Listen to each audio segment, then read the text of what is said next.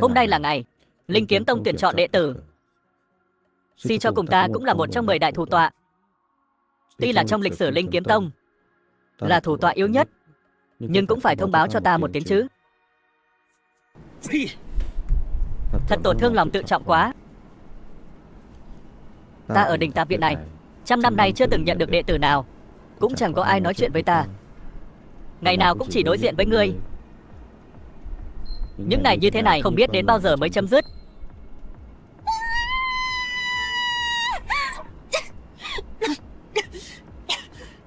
Biết người biết mặt không biết lòng.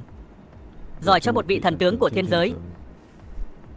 Bổn đế sắp đột phá chính đạo. Ngươi hãy hộ pháp cho ta. Bất kỳ kẻ nào cũng không được bước vào điện này. Xin tiên đế yên tâm, bản tướng nhất định sẽ hộ pháp tốt.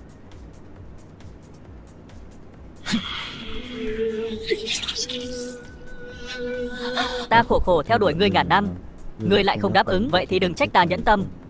Từ hôm nay trở đi, ta chính là tiên đế.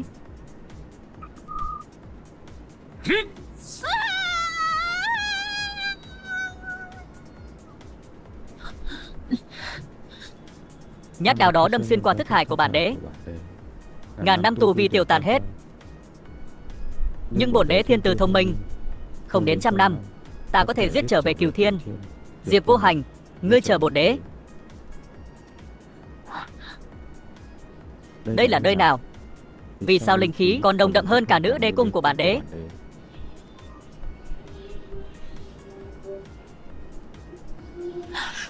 Đây chẳng phải là cây thông thiên, nối liền nhân gian, địa giới.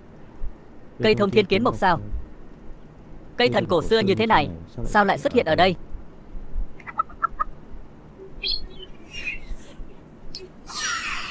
Chủ nhân cuối cùng cũng về phòng nghỉ ngơi rồi.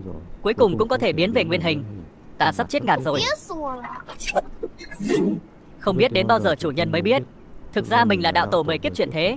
Không ai trên đời này có thể địch nổi. Ta đã 10 vạn năm không chém người. Thôi vậy, ta thấy thế giới này bây giờ cũng tốt. Vạn nhất chủ nhân không hài lòng, lúc đó lại lập lại đất nước gió lửa. Đổi thế giới thì sao? Thượng cổ thần thú Phượng Hoàng dùng để giữ nhà. 10 đại thần binh chi thủ Hồng Bông Phủ dùng để chẻ củi chặt cây. Chủ nhân nơi này rốt cuộc là ai vậy? Không ổn, có người. Chủ nhân sắp tỉnh rồi. Đợi đã. Đây là hạt có thể luyện hóa một bản nguyên thế giới. Ai?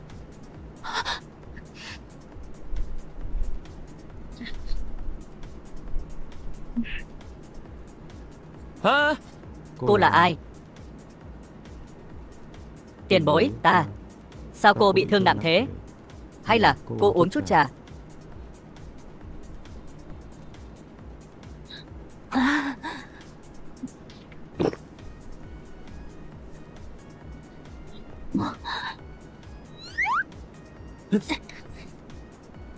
Cô nương này đã bao lâu rồi chưa uống nước?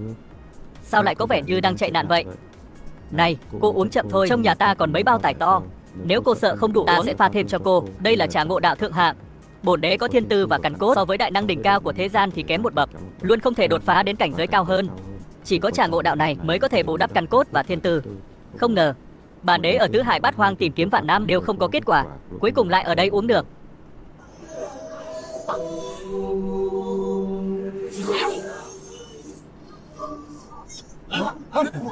Các người xem, đây là thập sắc linh căn.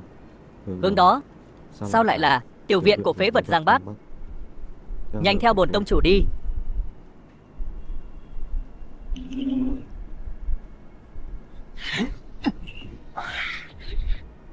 Tiếp theo. Tiếp theo. Tiếp theo. Xem ra đệ tử đại tỷ của kỳ này lại tự biên tự diễn. Xem lâu như vậy, cả song linh căn cũng không thấy bóng dáng.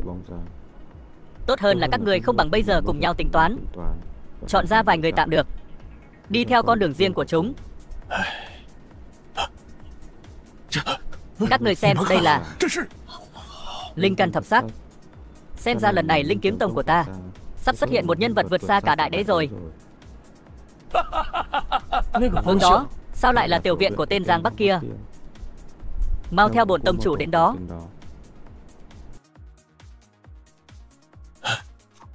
Cô nương.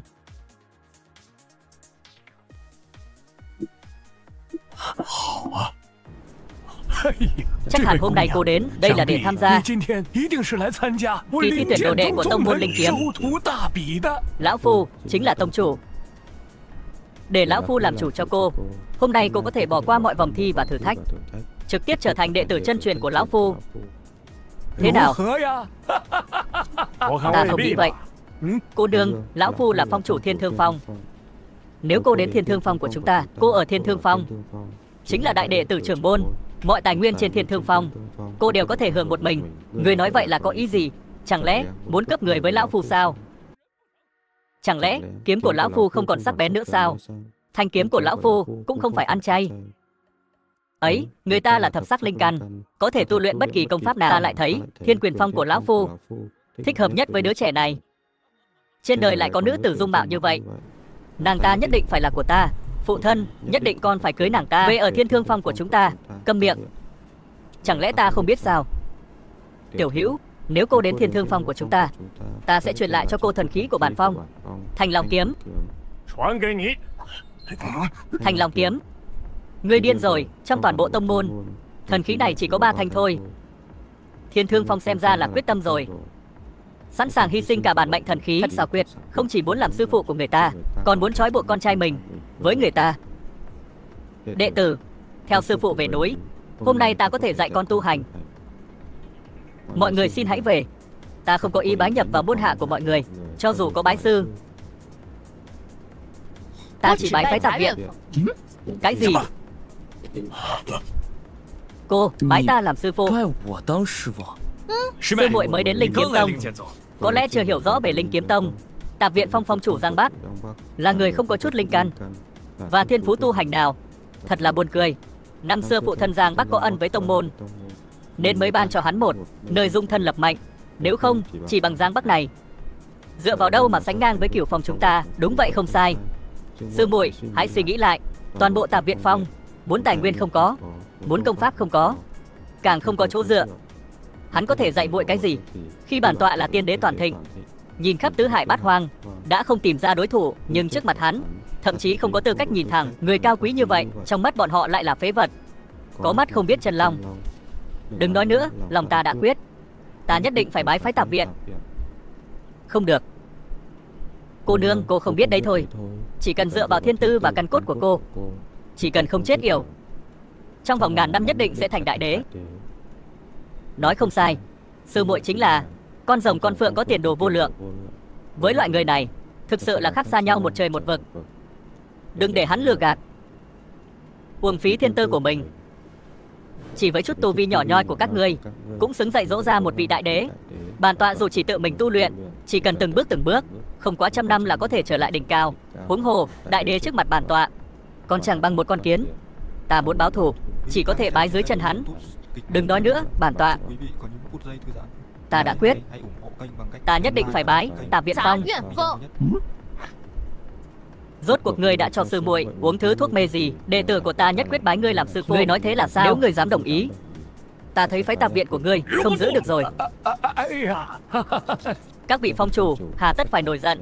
Giang Bắc à, chi bằng thế này, ngươi nhường nữ đồ đệ này cho lão phu. Nếu ngươi làm theo, lão phu sẽ tặng cho ngươi một linh khí. Thế nào? Ngươi xem. Dám phá hoại chuyện tốt của bổn tọa, đợi bổn tọa khôi phục tu vi, nhất định sẽ không tha cho người. Một món linh khí nói tặng là tặng cho ta. Ta xuyên không đến thế giới này lâu như vậy, vẫn không thể tu luyện một mầm non tốt như vậy.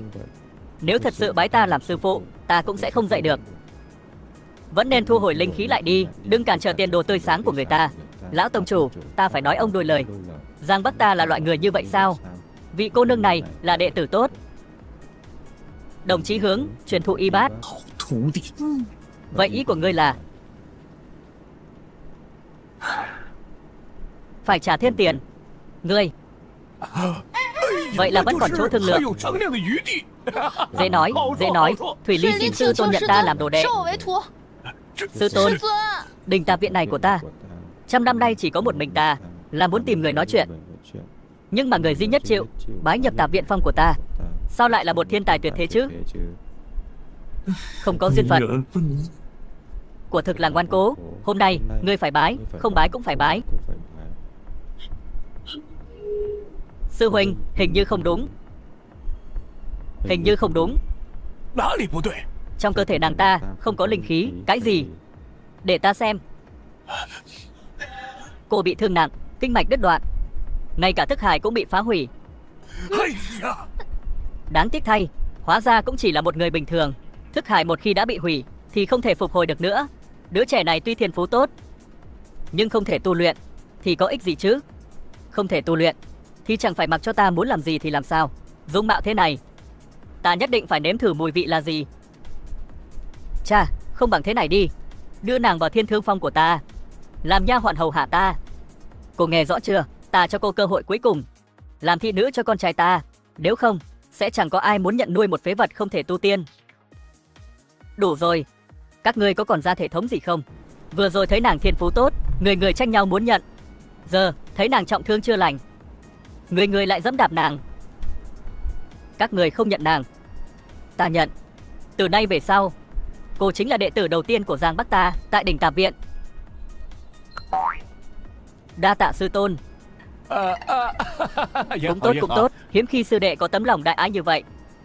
Thật sự là phúc của đỉnh Tạp Viện Phong, cũng là phúc của tông môn ta. Đi thôi. Phụ thân, im đi.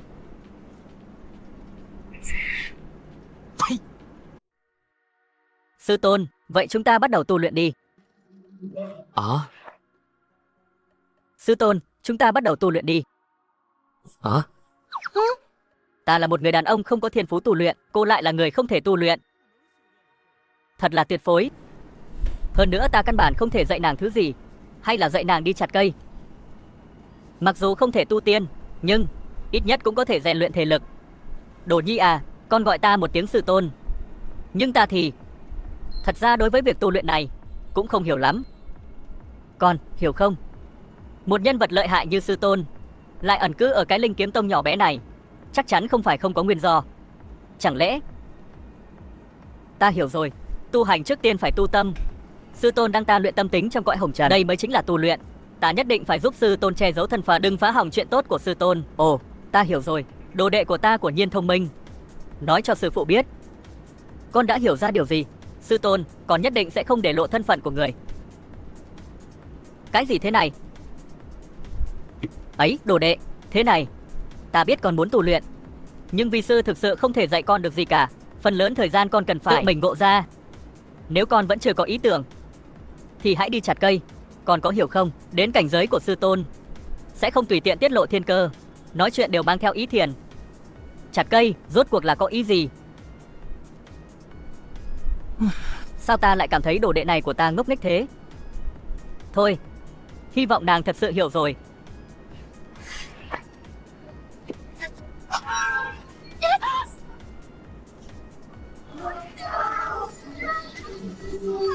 Thật sự hiểu rồi.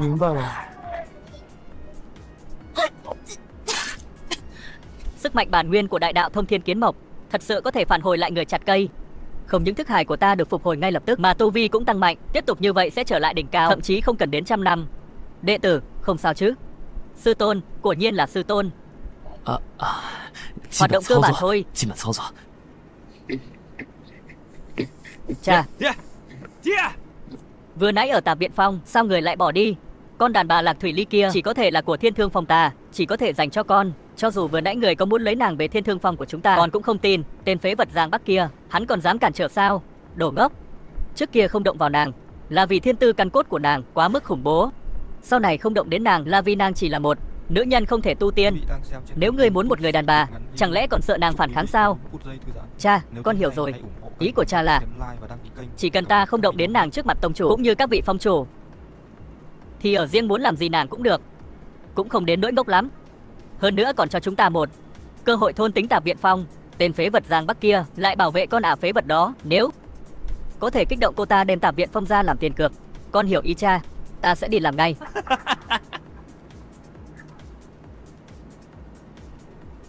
Cô chính là người quyến rũ đại sư huynh của ta, còn không biết xấu hổ là gì.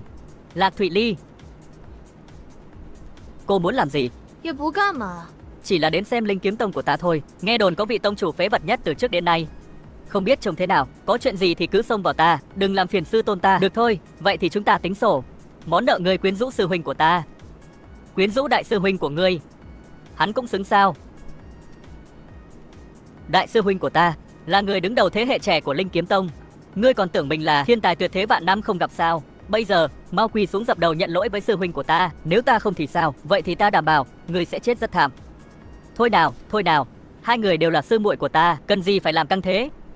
Ta đến đây chỉ muốn cô xem xét lại việc gia nhập Thiên Thương Phong. Cô xem, bây giờ cô không thể tu luyện, mà sư tôn phế vật cũng không bảo vệ được cô. Ngậm miệng. Nếu ngươi còn dám nhục mạ sư phụ ta sẽ giết người. Ngươi đúng là không biết xấu hổ. Ngươi cũng xứng giết sư huynh ta. Dám nhục mạ sư tôn ta, thật không thể tha thứ. Có xứng hay không, cứ thử xem sẽ biết. Được thôi, đồng môn cấm đấu riêng. Vậy thì sư muội muốn xem sư huynh có bản lĩnh thế nào. Không bằng thế này, chúng ta hãy cược với nhau. 3 ngày sau chúng ta sẽ so tài trước sự chứng kiến của toàn thể đồng môn. Đến lúc đó ta sẽ cho cô biết sự kiêu ngạo của cô nực cười đến mức nào. Được. Vậy thì chúng ta sẽ thi đấu. Nếu ngươi thua, ngươi phải quỳ xuống dập đầu xin lỗi sư tôn của ta. Nếu cô thua, cô phải trở thành lò luyện đan của ta, để ta tùy ý chơi đùa. Còn tạp viện này sẽ sáp nhập vào Thiên Thương Phong của ta.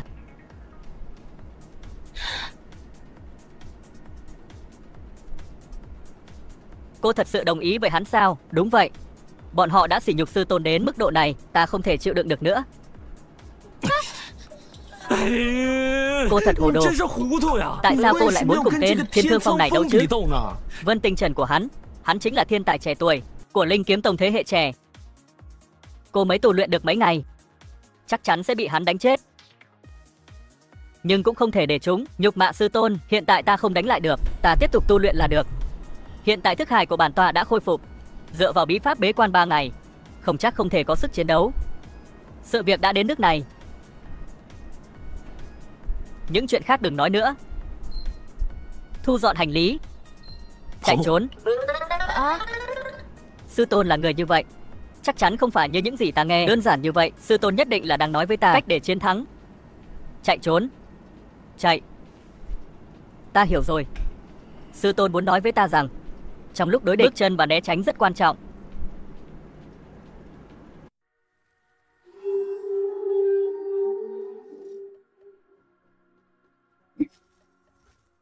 Chỉ một câu nói đã giúp ta ngộ ra một môn lăng ba đi bộ cấp bậc đại đế, quả nhiên là sư tôn. Tiếp theo là bế quan nâng cao cảnh giới tu vi. Thiên Thương Phong, ta có sư tôn mạnh mẽ nghịch thiên như vậy, các ngươi lấy gì đấu với bổn tọa? Thật đáng tiếc cho Tạp Viện Phong của ta. Sao cô còn chưa thu dọn hành lý? Sư tôn, yên tâm, ta nhất định sẽ khổ luyện. Ê, không phải cô. Nàng ta vẫn luôn dũng cảm như vậy sao?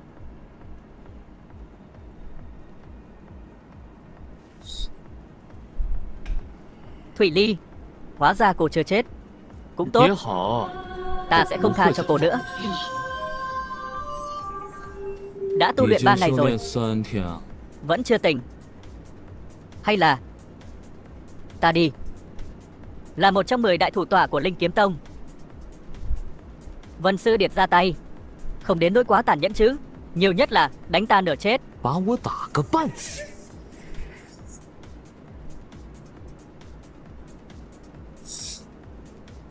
Cho dù là nửa chết cũng còn hơn đệ tử của ta chết ngay trước mặt ta.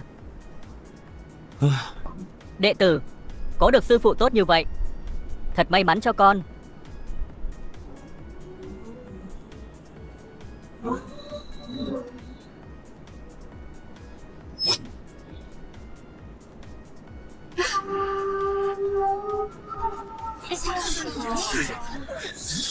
Giang Sư Thúc thật sự dám đến đây à?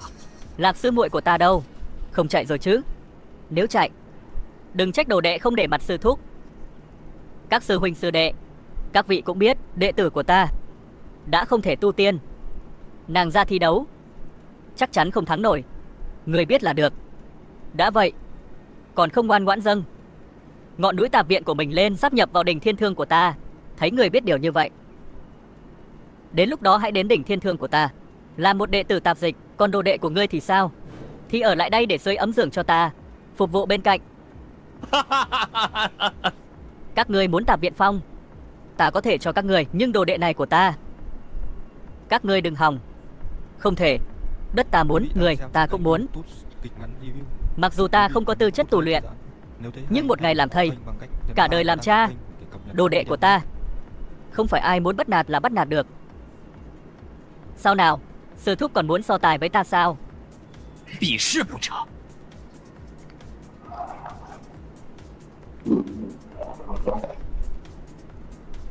Xong rồi, chủ nhân thật sự tức giận rồi.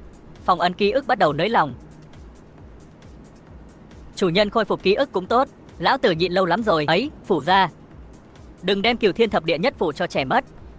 Cả Linh Kiếm Tông ai mà không biết, Giang Bắc người tuy là một trong thập đại thủ tọa, nhưng ngay cả đệ tử ngoại môn cũng đánh không lại. Bây giờ còn muốn động thủ với đương đại thiên kiêu của chúng ta.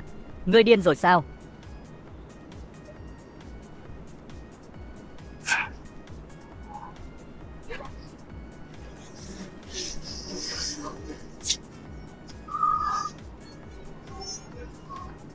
Vậy thì thử xem.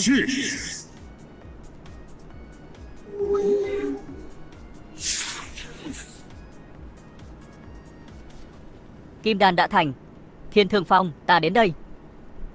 Sư tôn, chúng ta đi thôi. Sư tôn. Xong rồi. Nhất định là do ta bế quan quá lâu. Sư tôn đã thay ta đi hứa hẹn. Không được. Như vậy thân phận đại năng giả của sư tôn sẽ bị bại lộ. Vậy thì thử xem.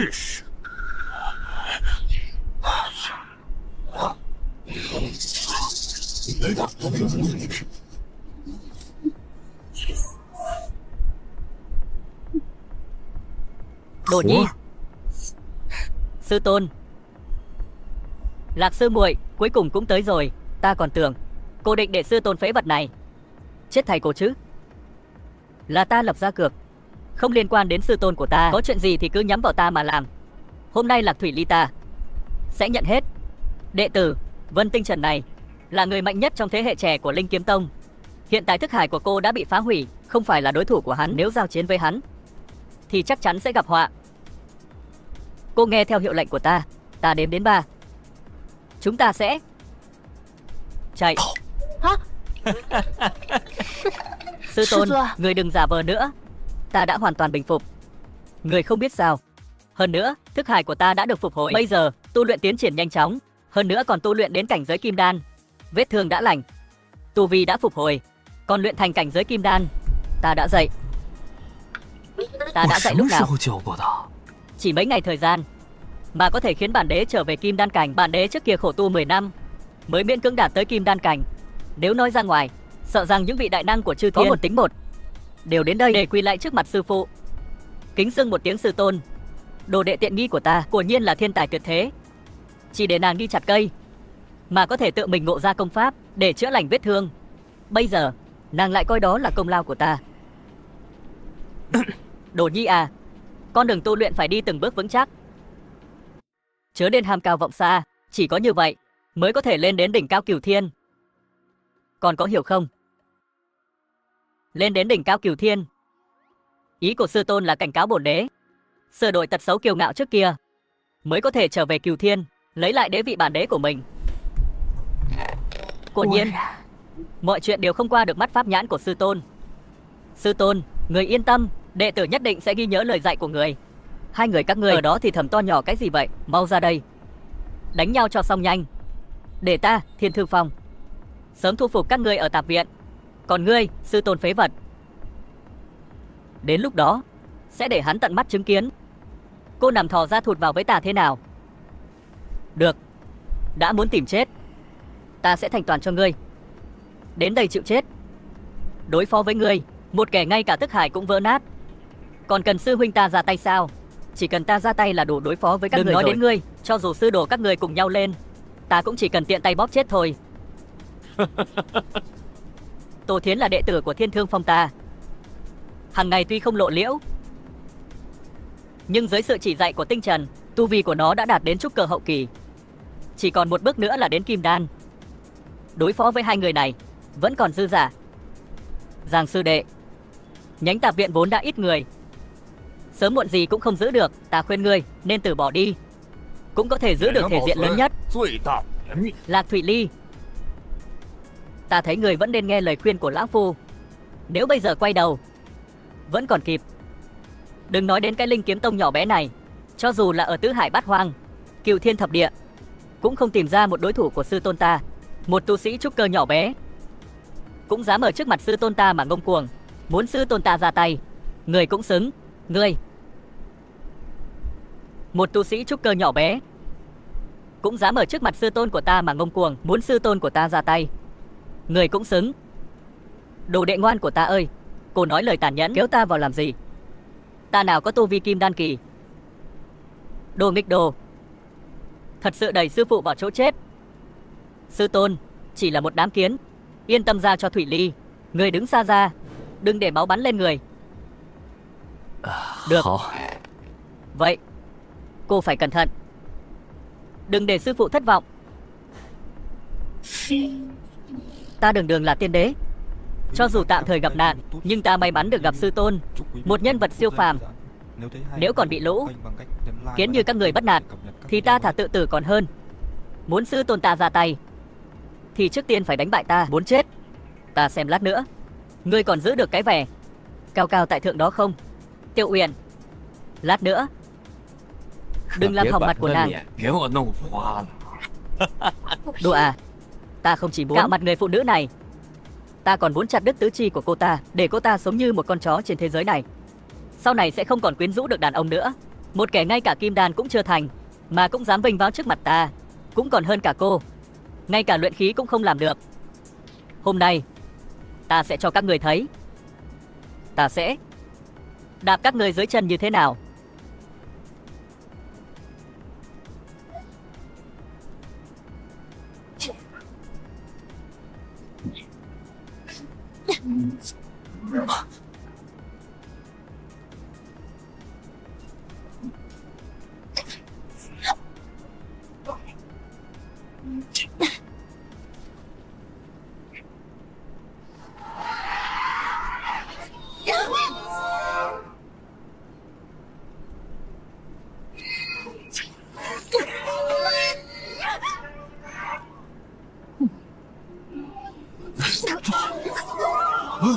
Cái này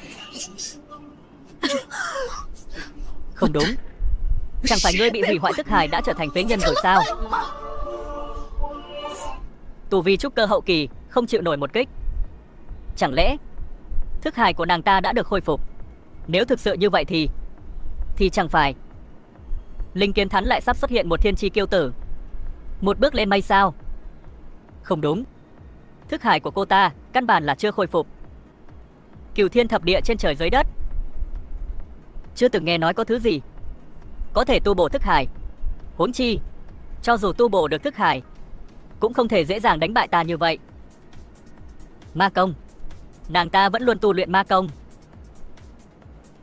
Ma công, ma công, tu luyện ma công là điều cấm kỵ, phải chịu cực hình cừu u. Các người tốt nhất nên giải thích cho ta. Ta đường đường là tu sĩ kim đan cảnh, chỉ đánh bại một tu sĩ trúc cơ hậu kỳ mà thôi, có gì mà giải thích? Đúng vậy, đệ tử của ta có thiên phú, các ngươi chẳng phải không biết. Không thể. Đã không nói đến việc tại sao cô ta chỉ trong vài ngày mà đột phá đến cảnh giới kim đan, chỉ nói đến việc thức hải của cô ta đã bị hủy, làm sao có thể tu luyện ma công, còn dám vinh váo xuất hiện ở đây. Rõ ràng là không coi Linh Kiếm Tông, chư vị thủ tọa và trưởng môn ra gì. Muốn khôi phục thức hải thật là viện vông. Nhưng ai bảo ta có sư tôn lợi hại như vậy chứ? Chuyện mà các người thấy là không thể, sư tôn ta lại có thể dễ dàng làm được. Nếu không có sư tôn ta thì thức hải của ta cũng không thể khôi phục. Sư tôn ngươi nói đến tên phế vật Giang Bắc kia sao? Không thể nào, tuyệt đối không thể. Phế vật Giang Bắc đó thậm chí còn không bằng một đệ tử ngoại môn, làm sao có thể có được thủ đoạn kinh thiên động địa như vậy?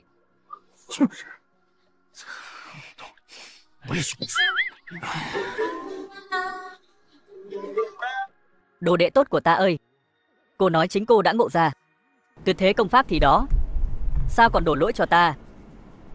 Sư phụ nếu thật sự lợi hại như vậy, thì ở trong cái tông môn đổ nát này chịu ấm ức bao nhiêu năm làm gì, thậm chí một đệ tử cũng không thu nhận được.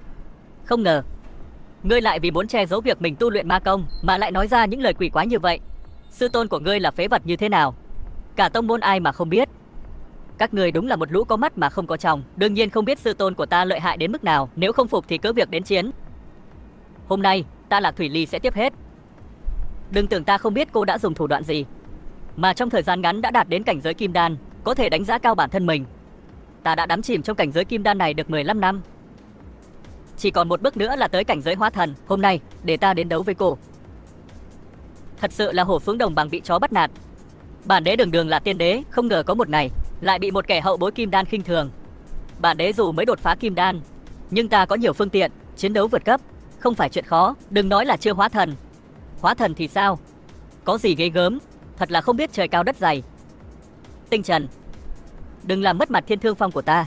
Cha yên tâm, hôm nay con sẽ cho nó biết tay. Vì sao con là người mạnh nhất trong thế hệ trẻ? Lạc sư muội, ta và muội đều ở cảnh giới kim đan. Hôm nay ta sẽ cho muội mở rộng tầm mắt. Tại sao ta lại là người đứng đầu thế hệ trẻ? Ra kiếm đi. Mặc dù đồ đệ của ta thiên tử hiếm có, nhưng thiên tài chưa trưởng thành thì rốt cuộc cũng không được coi là thiên tài. Vân Tinh Trần này đã đắm chìm trong kim đan nhiều năm, hơn nữa còn ở Linh Kiếm Tông, có danh tiếng lẫy lừng, là người đứng đầu thế hệ trẻ. Thủy Ly có thể thắng được không? Nếu không được, ta sẽ liều cả khuôn mặt già này, phải bảo vệ nàng. Có sư tôn ở sau, đừng nói là kim đan, cho dù cường giả cấp bậc đại đế đến, ta cũng không sợ. Sư tôn chơi đùa nhân gian, hồng trần luyện tâm, mặc dù thân phận không nên bại lộ, nhưng hôm nay ta phải nói, cũng phải tranh một hơi cho sư tôn, để bọn họ biết nhánh Tạp Viện Phong của ta không phải dễ chọc. Ra tay đi, kiêu ngạo.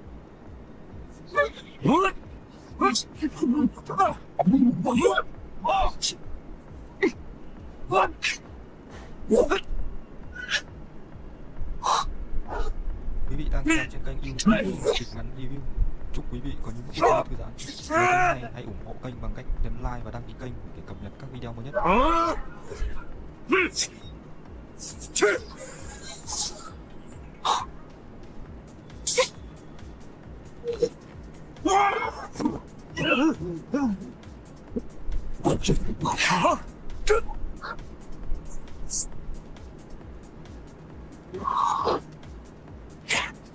Linh khí rời khỏi cơ thể, linh khí rời khỏi cơ thể thật à? Chẳng lẽ thức hải của cô ấy đã thực sự phục hồi rồi sao? Cho dù thức hải của cô ấy có thực sự phục hồi thì rồi cũng quá nghịch thiên rồi. Chỉ tu luyện trong vài ngày mà có thể dùng cảnh giới kim đan sơ kỳ đánh bại Vân Tinh Trần ở cảnh giới kim đan hậu kỳ sao? Nếu thiên tư này mà không lụi tàn, chắc chắn sẽ trở thành một vị đại đế. Sao lại không phải là đệ tử của lão phu? Chư vị chẳng lẽ quên rồi sao? Nàng ta có linh căn 10 màu. Cho dù là cường giả nhất thiên giới, tiên đế đại nhân, cũng chỉ có 9 màu linh căn. So với cảnh giới tiên nhân trong truyền thuyết, vẫn kém một chút. Bây giờ nàng ta có 10 màu linh căn, sợ rằng đại đế cũng phải nói nhỏ thôi. Đệ tử của ta hóa ra lại mạnh đến vậy sao? Vậy thì sau này ta chẳng phải là sư tôn của đại đế sao? Đệ tử của ta hóa ra lại mạnh đến vậy sao? Vậy sau này ta chẳng phải là sư tôn của đại đế sao?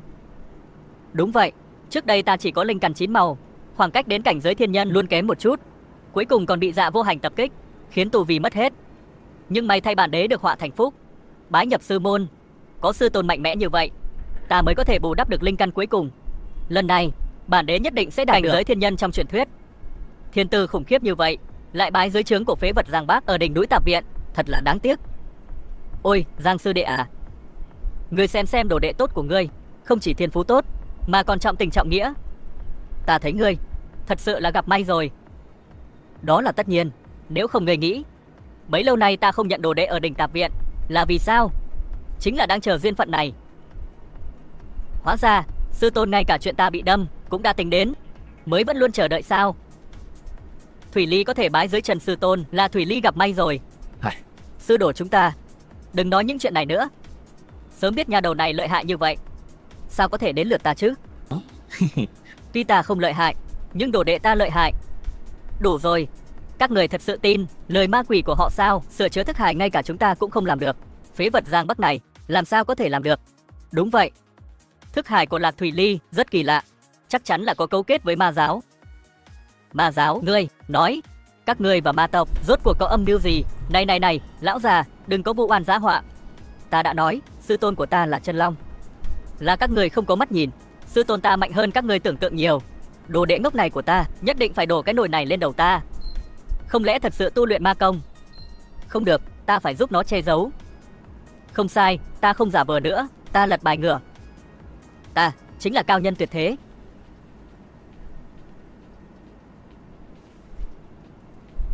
Cao nhân tuyệt thế? Dựa vào ngươi, chính là ta. Khai thiên lập địa, lý lẽ rõ ràng, đàm đạo luận pháp tại Bích Du Cung. Bản tọa Thông Thiên giáo chủ. Bản đế mơ hồ nhớ ra, hình như đã từng thấy danh hiệu Thông Thiên giáo chủ trong sách cổ. Chẳng phải là 10 vạn năm trước sao? Đã là đại năng đứng đầu thiên đạo sao? Hóa ra thân phận thật sự của sư tôn là Thông Thiên giáo chủ. Thảo nào lại có thực lực như vậy? Ai dám nói bậy? Ngươi đừng tưởng rằng nói mấy lời vớ vẩn này là có thể qua loa được. Ách ngồi đáy giếng, không biết chuyện của Thông Thiên giáo chủ cũng là chuyện thường. Tu vi của ta là do sư phụ ta dạy, chẳng lẽ lại giả được sao? Giáo chủ Thông Thiên mà ta tùy tiện nói ra, chẳng lẽ thật sự có người này sao? Chỉ dạy. Phế vật Giang Bắc này, muốn tài nguyên thì không có tài nguyên, muốn công pháp thì không có công pháp. Hắn có thể dạy ngươi cái gì? Dạy ngươi chặt cây sao? Đúng vậy, chính là chặt cây. Đến lúc chết đến nơi rồi còn dám cứng miệng, vậy thì ta sẽ đánh cho người khai ra sự thật. Cha, đừng tha cho nó. Còn muốn nó làm lò luyện đan cho con. Một tu sĩ hóa thần hậu kỳ như ngươi tự mình ra tay, ngươi còn biết xấu hổ không? Mặc dù thủ đoạn của bản đế rất nhiều, có thể vượt cấp chiến đấu, nhưng mới vừa bước vào kim đan, cảnh giới vẫn còn quá thấp.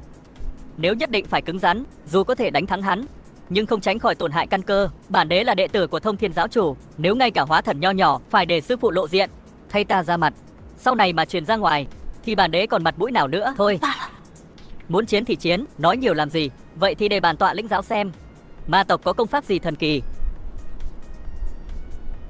Đồ đệ, sư tôn yên tâm, còn biết người thích chơi đùa.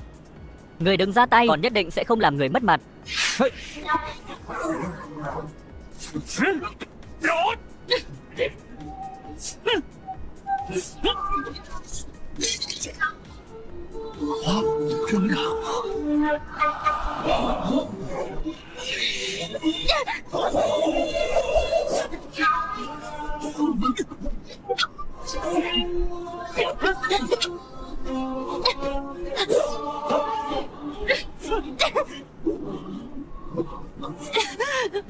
Đệ tử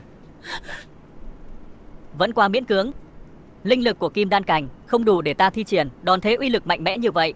Ôi trời, còn có thiên lý hay không? Sao ta lại phế vật như vậy? Đệ tử bị kẻ khác ỷ lớn hiếp nhỏ mà chỉ có thể đứng nhìn. Ôi, chuyện gì thế này? Trước khi phong ấn ký ức không phải đã đè nén rồi sao? Sao giờ lại bắt đầu nới lòng? Lũ ngốc ở Linh Kiếm Tông này rốt cuộc có biết mình đang làm gì không? Thật sự chọc giận chủ nhân, cả thế giới sẽ bị chém chìm.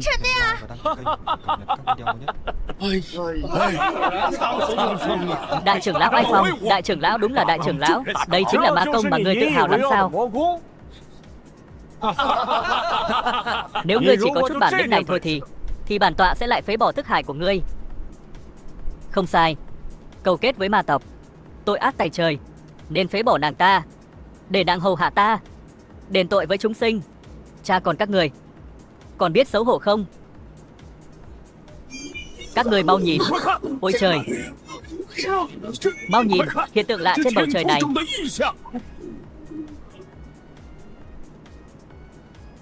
Sư tôn của Nhiên là người tu luyện mạnh nhất trên thế gian này, chỉ cần tâm trạng có chút biến động cũng có thể ảnh hưởng đến trời đất. Chẳng lẽ đây là hiện tượng lạ trên trời do Giang Bắc tạo ra? Trưởng môn, ông có phải đã giả hồ đồ rồi không? Có thể gây ra hiện tượng lạ trên trời như thế này, cảnh giới ít nhất cũng phải là hóa thần cảnh trở lên. Loại cường giả này trên thế gian này cũng chỉ đếm được trên đầu ngón tay. Giang Bắc loại phế vật này, hắn cũng xứng sao? Nhất định là có đại năng tuyệt đỉnh nào đó đi ngang qua. Mọi người mau thu liễm khí tức, đừng chọc giận vị đại năng này. Sư tôn chỉ là một con kiến, không dám làm phiền sư tôn ra tay. Đệ tử là đồ đệ của sư tôn, nếu ngay cả loại tiểu nhân này mà cũng không đối phó được, Thủy Ly thật sự không còn mặt mũi nào để làm đồ đệ của người nữa.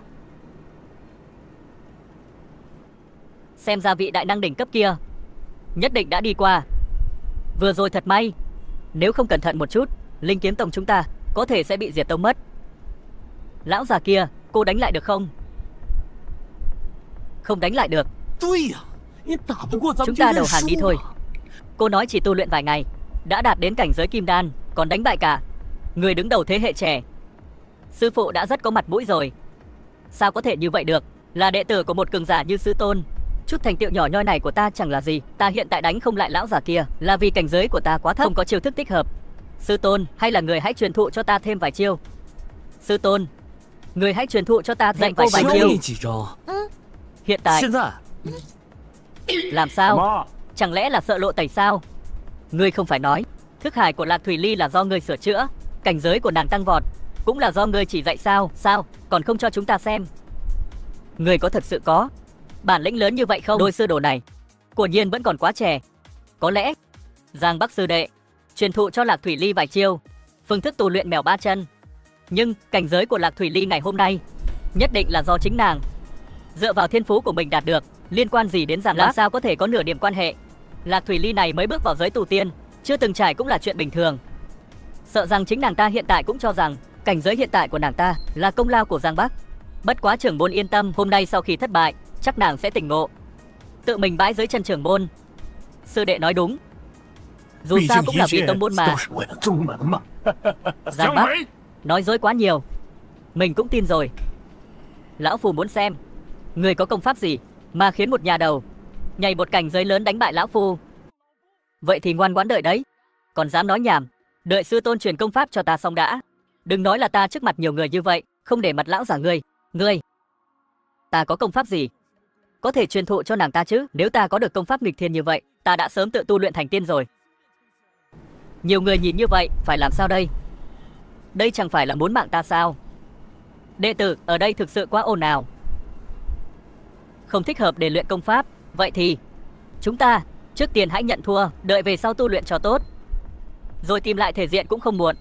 So tài mà, cô thua kẻ này, cảnh giới hóa thần cũng không mất mặt. Mất mặt lắm, rất mất mặt.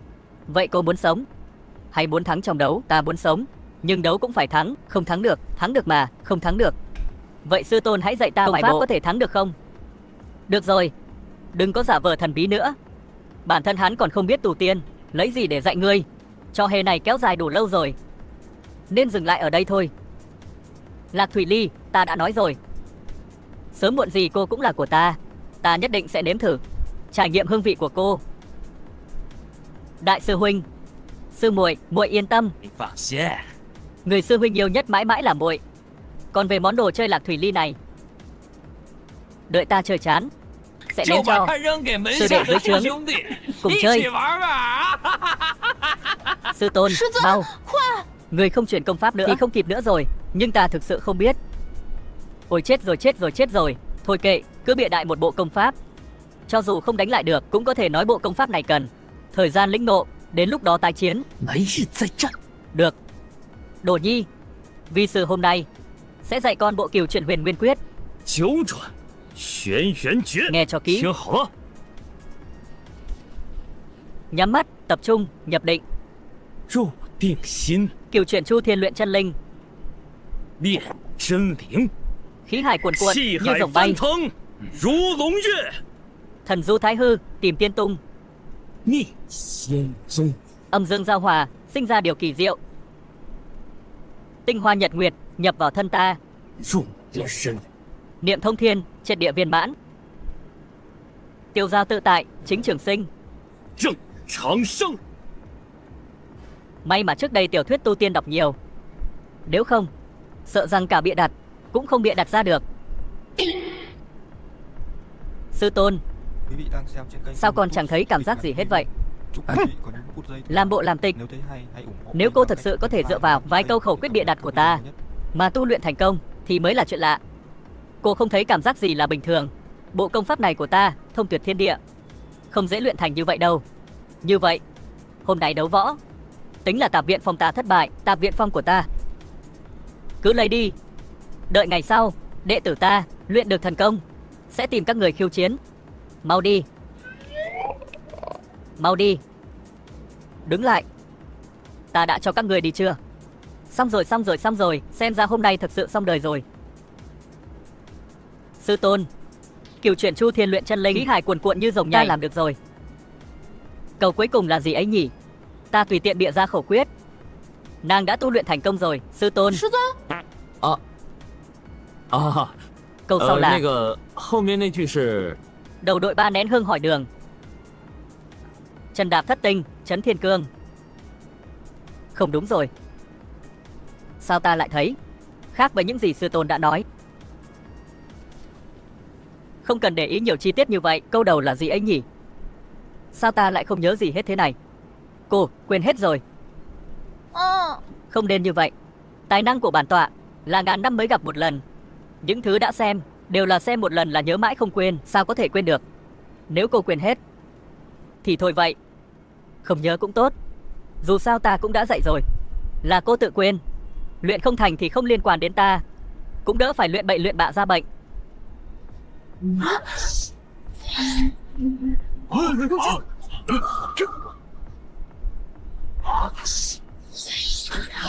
Đây là công pháp cấp bậc đại đạo. Thiên phú càng cao càng quên nhiều khẩu quyết tu luyện. Quên hết mới coi như nhập môn. Rốt cuộc là đại năng phương nào mà ngay cả công pháp như thế cũng có thể tùy tiện lấy ra. Tam hoa tụ đỉnh, thiên sinh có tướng đạo tổ. Không được, cao thủ như vậy nhất định phải quan sát gần mới được.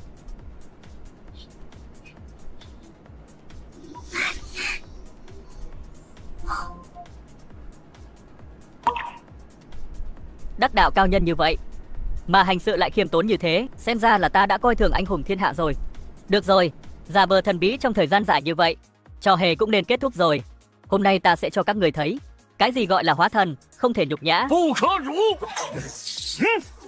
Tệ rồi, ta linh lực đã cạn kiệt. Sư tôn truyền thụ ta công pháp, ta lại một câu cũng không nhớ. Lần này xong rồi.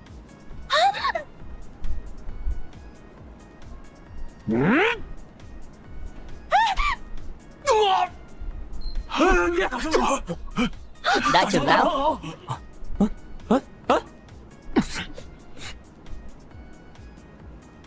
Đại trưởng lão, không thể nào. Hóa thần kỳ đại trưởng lão, vậy mà chỉ một chiêu đã bại trận. Tài năng của Lạc Thủy Ly này thật sự quá khủng khiếp. Sư đệ Thương Tùng là đại trưởng lão, cảnh giới chỉ kém ta một chút, vậy mà lại bại trận.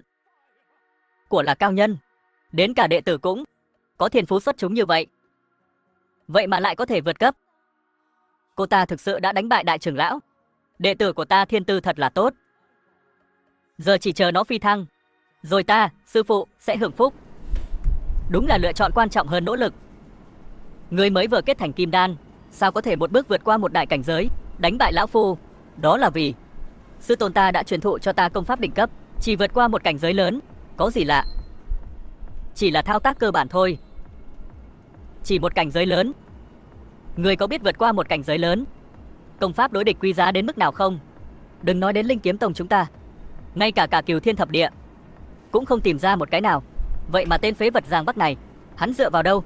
Đúng vậy, loại công pháp cấp bậc này, trời đất đều không dùng thứ, vậy mà hắn lại dễ dàng lấy ra như vậy. Sức mạnh của hắn sợ rằng đã đạt đến một cảnh giới vô cùng khủng khiếp. Các người rốt cuộc đã dùng tà pháp gì? Sư tôn của ta, sao có thể là mấy người phàm phu tục tử như các người có thể suy đoán được? Đại trưởng lão, thua thì là thua. Sao các ngươi ở Thiên Thương Phong lại không chịu nổi? Tốt, tốt lắm. Lão phù đã ghi nhớ. Lạc Thủy Ly, ngươi đừng tưởng rằng thiên tư hơn người là có thể kiêu ngạo ngông cuồng. Thiên tài chưa trưởng thành không gọi là thiên tài. Chúng ta đi, đợi đã.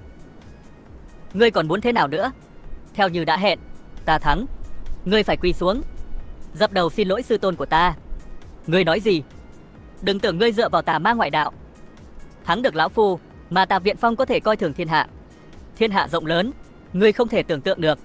Sư huynh của ta cũng phải quỳ xuống trước sư phụ phế vật của ngươi. Đừng hòng quỳ xuống dập đầu xin lỗi sư phụ ta, nếu không thì chết. Linh khí của ngươi cũng đã cạn kiệt. Ngươi có thật sự muốn cùng Vân Thương Tùng chết cùng nhau không? Đồ đệ ngốc nghếch của ta, cô nói xem ngươi đã yêu đến mức này rồi, cô còn cố chống đỡ làm gì? Cô không phải là đang ép người ta phải liều mạng sao? Này đồ đệ, đã tha người thì nên tha. Lần này coi như xong. Nếu lần sau chúng còn phạm lỗi, sư phụ sẽ không tha thứ dễ dàng đâu. Quả nhiên là cao nhân tuyệt thế. Khí độ như vậy thật phi thường. Ta biết các người không dám. Đừng tưởng mình là thiên hạ vô địch. Nợ này sớm muộn gì ta cũng đòi lại. Chúng ta đi.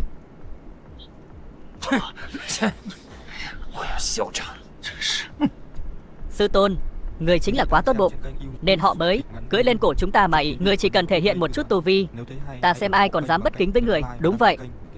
Nếu ta bộc lộ một chút tu vi thì có thể cười chết hết bọn họ. Đồ nhi à, tu hành phải tu tâm. 得修心， Tâm thái, 心态最重要。 tâm thái. Đệ tử hiểu rồi. Sư tôn đang bảo đệ tử phải khiêm tốn không kiêu ngạo, mới chính đạo đại đạo. Sư tôn quả nhiên là sư tôn.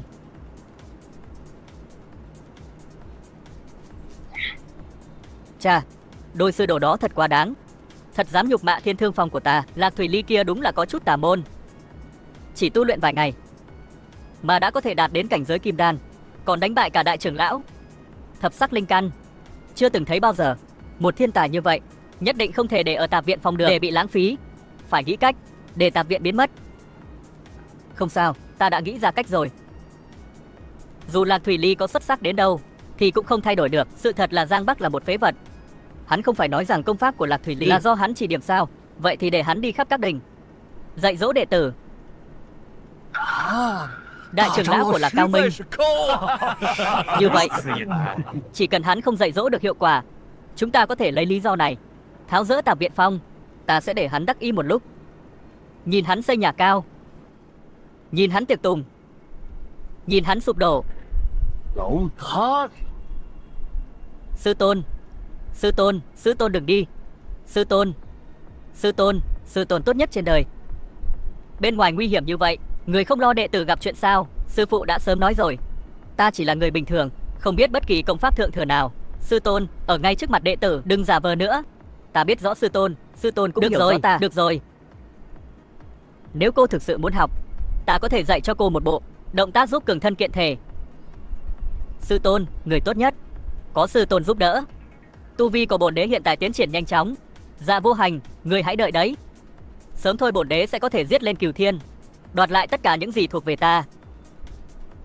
Bộ công pháp này ở thế giới trước của vi sư được lưu truyền rộng rãi, người luyện tập rất nhiều. Vi sư cũng bị ép luyện tập trong 2 năm rưỡi mới luyện thành. Ngay cả sư tôn cũng bị ép học 2 năm rưỡi mới học được công pháp.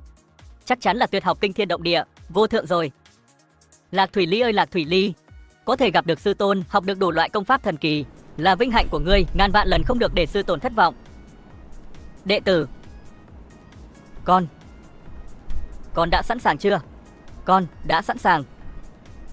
Chúng ta bắt đầu nào. Được.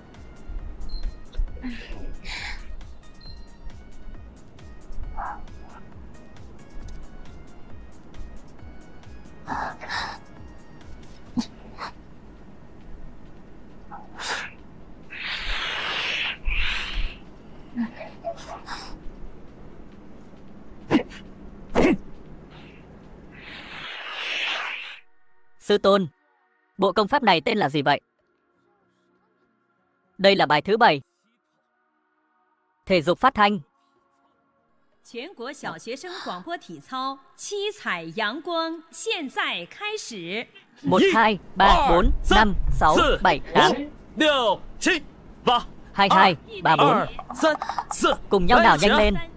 5, 6, 7, 8. 6、7。 Sư tôn làm vậy chắc có lý do của người. Đúng rồi, chắc chắn là do cảnh giới của ta quá thấp, không thể nhìn thấu được. Cô phải chú ý cái bước này. Cô biết chứ? Bước tiến lên, lùi xuống, trái, phải. Vặn người. Đúng rồi. Động tác kỳ lạ thật, chưa từng nghe thấy. Như vậy có thực sự là đang luyện công không? Không đúng, bộ động tác này tuy có vẻ đơn giản, nhưng lại chứa đựng đạo lý của trời đất, liên tục đều đặn, thay đổi tự nhiên. Mỗi động tác đều ngầm hợp với đạo trời.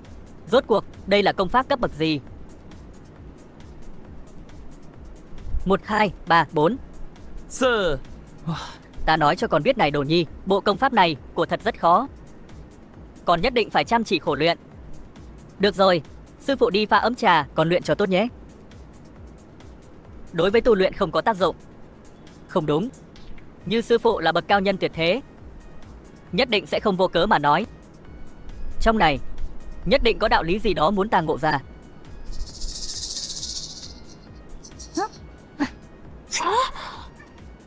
Đây là thánh thể hoang cổ.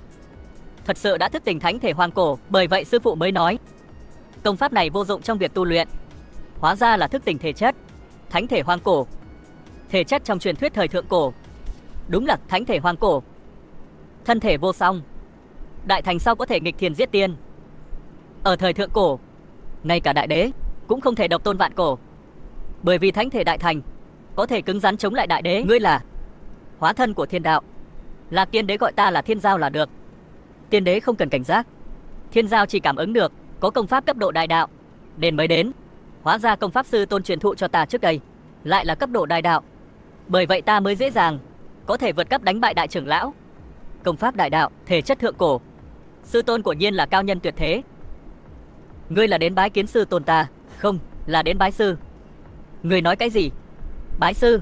Quý vị đang xem trên kênh YouTube kịch ngắn Đại đạo ngũ thập thiên diễn tứ cửu. Như hôm nay thiên đạo không viên mãn, thiên giao muốn bù đắp thiếu sót cuối cùng này, hy vọng chỉ có thể gửi gắm vào tiền bối rồi. Liền cả thiên đạo hóa thân muốn bổ toàn thiên đạo đều phải đến bái sư. Sư tôn của ta cũng khủng bố đến mức nào rồi. Đệ tử, trà đã rót xong, uống trà nghỉ ngơi một chút. Ê, cô là tham kiến sư tôn. Ta đến bái sư. Bái sư? Cô có đi nhầm đình không? Đây là Tạp Viện Phong, ta muốn bái chính là Tạp Viện Phong. Lại thêm một kẻ ngốc nữa. Kẻ này trông không giống người có thiên phú. Không lẽ biết mình không đủ tự cách bái sư kiểu phong khác, không còn đường nào khác mới đến bái sư Tạp Viện Phong ta sao? Nhìn bộ dạng cô chắc cũng chẳng ai thèm. Vậy thì ta miễn cưỡng nhận cô vậy. Nhưng ta nói trước nhé, ta thực sự không thể dạy cô bất cứ điều gì. Sư tôn là người khiêm tốn, ta hiểu. Mặc dù sức mạnh của tiền bối sâu không lường được, nhưng lại không có kiểu cách của bậc cao nhân ẩn giật. Ngược lại dễ gần như một người bình thường, có thể làm đệ tử của người, sớm muộn gì cũng có thể bù đắp được đại đạo. Cơ hội này ta nhất định phải nắm bắt cho tốt. Giang Bắc sư thúc, các người còn dám đến Tạp Viện Phong của chúng ta? Lạc sư muội đừng nổi giận, sư huynh mang tin tốt đến. Đây là đệ tử mới mà Tạp Viện Phong các người mới nhận. Tạp Viện Phong trăm năm cũng không nhận được một đệ tử, đã nhận thì nhận ngay. Hai mỹ nhân nghiêng nước nghiêng thành. Đợi đến khi Giang Bắc thân bại danh liệt, hai mỹ nhân này sẽ đều là của ta. Tin tốt gì thế? Toàn tông môn nhất trí quyết định sẽ phong Giang Bắc sư thúc làm trưởng lão truyền đạo, ngay lập tức sẽ giảng đạo cho các đệ tử ở các đình. Giảng đạo? Ta giảng đạo? Ta? Đúng vậy sư thúc. Người không phải nói truyền đạo thụ nghiệp không ai bằng sao? Sao người không dám đi? Ấy, Thanh Thanh, đừng nói bậy. Giang Bắc sư thúc là người như thế nào? Với thân phận phế vật ở Tạp Viện Phong uổng phí trăm năm, đại năng như vậy sao có thể lộ pháp? Sư huynh dạy bảo đúng, đã được giáo huấn. Nếu sư thúc không có việc gì thì bây giờ hãy lên đường. Các đệ tử của các đình còn đang chờ để ta đi giảng đạo. Ta không biết gì cả. Lạc Thủy Ly có thể có ngày hôm nay hoàn toàn nhờ vào thiên phú của chính cô ấy. Không được, không thể đi. Việc giảng đạo có đại trưởng lão phụ trách là đủ rồi. Xin hãy quay về. Sao, ngươi sợ rồi? Muốn sư tôn của ta truyền đạo cho các đệ tử của các ngươi cũng xứng. Ta thấy không thể truyền đạo. Chính là sư phụ của ngươi, hắn chỉ là một kẻ lừa đảo, đạo không thể truyền bừa bãi. Các người mời sư tôn ta đi giảng đạo chính là thái độ này. Đúng, đạo không thể truyền bừa, không thể ép ta đi được chứ. Ta đã nói rồi, chỉ cần đại trưởng lão đi là đủ. Không được. Quy định của Linh Kiếm Tông, các phong chủ mỗi năm thay phiên nhau giảng đạo cho đệ tử. Trước đây Giang Bắc sư thúc tỏ ra phế vật nên không ép buộc, nhưng bây giờ nếu người không đi sẽ hủy tư cách lập phong của ngươi. Ta nói cho ngươi biết, hôm nay cho dù ta có chết cũng tuyệt đối không xuống núi một bước.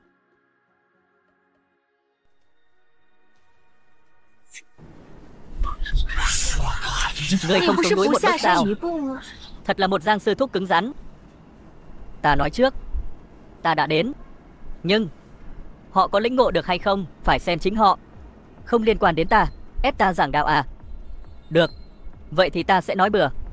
Không hiểu được là do ngộ tính không đủ, không thu hoạch được gì là do thiên phú không tốt. Các người cứ học đi, học mãi không nói một lời. Học không được thì cứ chờ đấy, bị 9 vị thủ tọa khác liên danh luận tội đi. Đến lúc đó sẽ đuổi ngươi khỏi Linh Kiếm Tông. Tạp Viện Phong sẽ về tay Thiên Thương Phong ta. Đây chính là vị thủ tọa hôm nay đến giảng đạo cho chúng ta sao? Ta vào tông môn đã 2 năm, sao chưa từng thấy hắn vậy? Hắn tên là Giang Bắc, là vị thủ tọa vô dụng nhất trong lịch sử Linh Kiếm Tông, suốt ngày trốn trong tạp viện. Đương nhiên là ngươi chưa từng nói. Đã cả 100 năm không có đệ tử nào muốn gia nhập tạp viện này, thậm chí còn không bằng đệ tử ngoại môn, còn đến giảng đạo cho chúng ta. Đây không phải là làm lầm lạc con em người ta sao? Chúng ta không muốn phế vật này giảng đạo cho chúng ta. Đuổi người. Có một số người may mắn nhặt được một đệ tử thiên tài, còn tưởng mình cũng là thiên tài. Bây giờ khơi dậy cơn thịnh nộ của mọi người, ta muốn xem người sẽ kết thúc như thế nào. Đây là những gì các người đã nói, không được hối hận.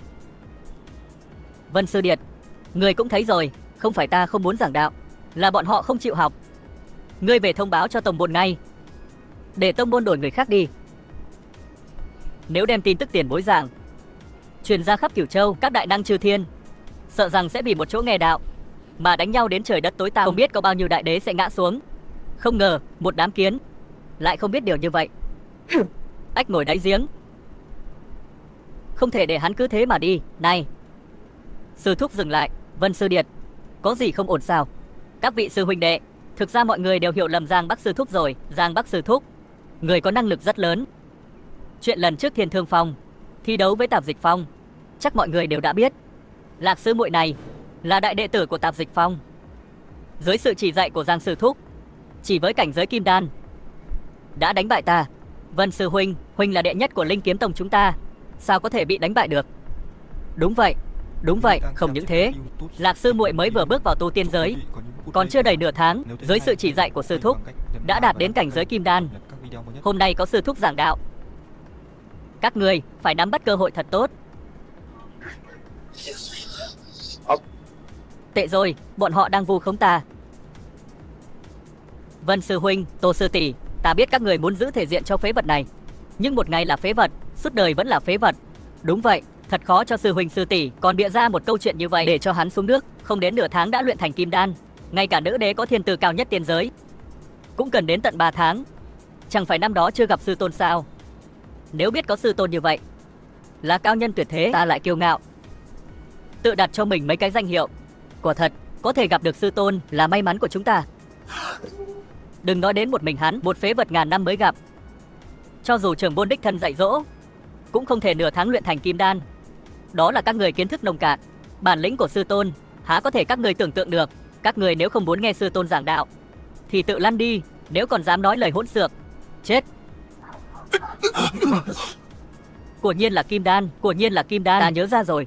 Hôm trước lúc so tài, sư huynh Thiên Quyền Phong của ta đã có mặt ở đó. Ta nghe sư huynh nói, đại đệ tử của Tạp Viện Phong đang được Giang sư thúc chỉ dạy, không chỉ đạt tới cảnh giới kim đan mà còn sau khi đánh bại Vân sư huynh còn đấu với đại trưởng lão. Lúc đó ta còn không tin, không ngờ lại là sự thật. Cái gì? Đại trưởng lão chính là người mạnh thứ hai của Linh Kiếm Tông chúng ta. Cô ta so tài với đại trưởng lão, đánh mấy hiệp thì bại. Không bại. Chẳng lẽ là hòa? Là thắng? Không, là thắng. Cái gì? Thắng? Không thể nào. Chỉ cần có thể đuổi được phế vật này, đến lúc đó Lạc sư muội chính là đệ tử của Thiên Thương Phong ta, cũng không tính là mất mặt. Sao có thể? Đại trưởng lão chính là cảnh giới hóa thần, họ cách nhau một cảnh giới lớn cơ mà. Không, vốn dĩ không thể đánh lại. Giang Bắc truyền thụ một công pháp ngay tại trận, thắng bại trong chớp mắt đã đảo ngược, có thể vượt qua hẳn một cảnh giới lớn. Đây là cấp bậc gì vậy? Chẳng lẽ Giang sư thúc thật sự là cao nhân ẩn thế? Xin Giang sư thúc giảng đạo cho chúng ta. Sư tôn, bây giờ có thể yên tâm giảng đạo rồi, tuyệt đối sẽ không có ai đến quấy rầy người nữa. Ta giảng cái gì mà giảng? Nếu ta có thể giảng đạo, ta đã sớm tu tiên phi thăng rồi. Đồ đệ vô lại này, lần này thì hay rồi, tất cả các đệ tử đều bắt đầu hiểu lầm ta, thật đúng là cao nhân tuyệt thế. Sư tôn, có rồi, đều muốn nghe ta thuyết pháp, học công pháp đỉnh cấp nhất phải không? Được, xem ta dọa chết các người thế nào. Xem các người có dám học không?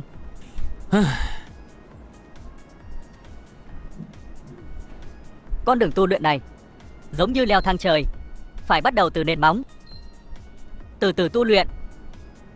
Ta xem khí tức của các người, thấy nền tảng của các người rất không vững. Ngươi ra đây. Chính là ngươi, ra đây. Ta. Đúng, chính là ngươi. Ngươi xem ngươi đã hư hỏng đến mức nào rồi. Ta thấy ta không hư hỏng, cho nên ta nói nền tảng của các ngươi không vững chắc. Ngay cả bản thân hư như vậy cũng không biết. Ôi, học không được, học không được, học không được. Ta muốn học. Ta cũng muốn vượt qua một đại cảnh giới để chế ngự kẻ thấy hắn. Chỉ là cố làm ra vẻ bí ẩn thôi. Các người hiểu lầm ta rồi. Ta thực sự muốn dạy các người công pháp. Dạy cũng không phải là không được, chỉ là đây là một việc rất tàn nhẫn. Ta chỉ hy vọng các người có thể biết khó mà lui thôi. Giang sư thúc cứ yên tâm, tu sĩ lên trời vốn như lấy lửa từ gỗ. Dù có tàn nhẫn thế nào, chúng ta cũng sẽ kiên trì. Đúng vậy sư thúc, chúng ta không sợ vất vả. Xin sư thúc truyền thụ công pháp cho chúng ta. Không sợ đúng không? Được, ta xem lát nữa các người có chạy không. Thấy tinh thần kiên trì của các ngươi, thật sự làm ta rất cảm động. Nhớ lại năm xưa, ta cũng là một kẻ ngưỡng mộ trời cao, thích biển rộng, cho đến cuối cùng mới bị xã hội mài mòn hết góc cạnh. Làm người đàng hoàng, giờ đã thật thà.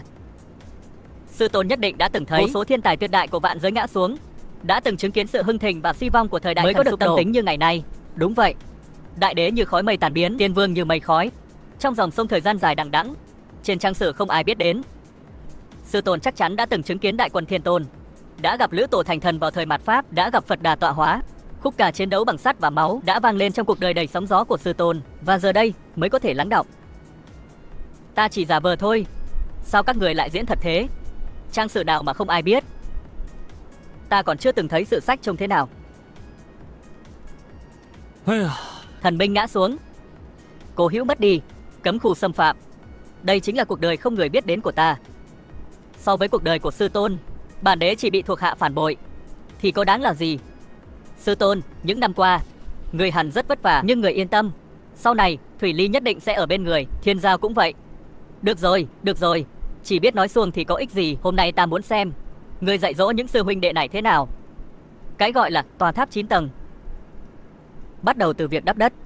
Hành trình ngàn dặm bắt đầu từ bước chân.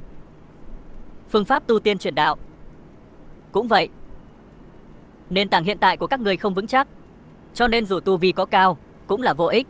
Đúng vậy, tiền kiếp bản đế thiên tư kiểu sắc linh căn luôn kém một chút, mới dẫn đến chứng đạo đột phá thất bại. Nếu bản đế lúc tu hành sớm năm có thể gặp sư tôn bù đắp linh căn thì chắc chắn là một cảnh giới khác. Hóa ra thiên đạo vẫn thiếu một chút, không thể bù đắp. Vấn đề nằm ở căn cơ. Căn cơ có nghĩa là bây giờ muốn sửa cũng đã muộn rồi. Được rồi, đừng nói nhảm ở đây nữa. Ta thấy người chỉ muốn thoái thác.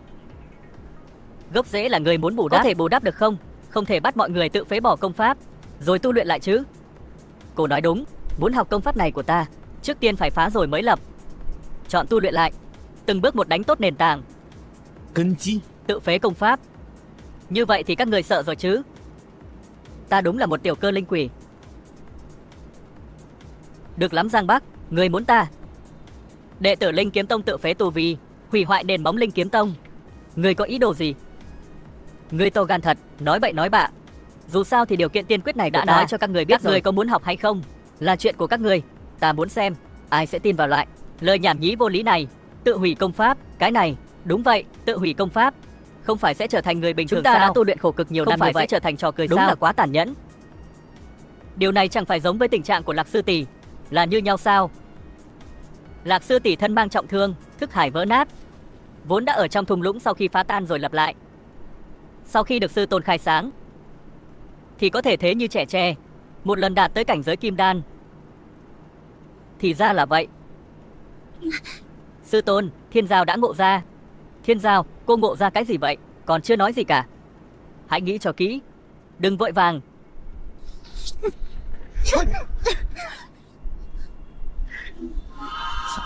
Còn ngốc này, vậy mà lại tin lời nói nhảm của tên phế vật này. Sư tôn, Thiên Giao đã tự phế công pháp rồi. Thiên Giao, cô hồ đồ rồi. Tốt lắm, Giang Bắc. Đệ tử Linh Kiếm Tông vì ngươi tự phế tu vi, theo môn quy sẽ hủy diệt Tạp Viện Phong của ngươi. Còn ngươi sẽ chịu hình phạt kiểu ô.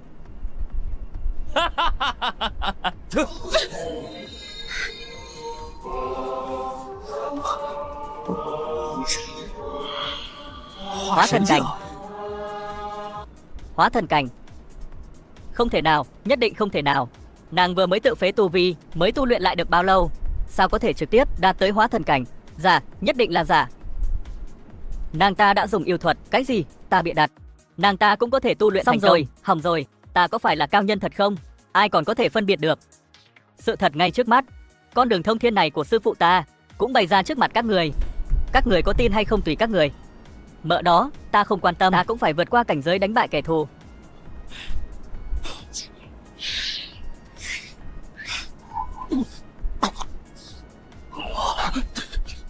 Bất kể thế nào, ta cũng không muốn làm đệ tử cấp thấp. Phải thử.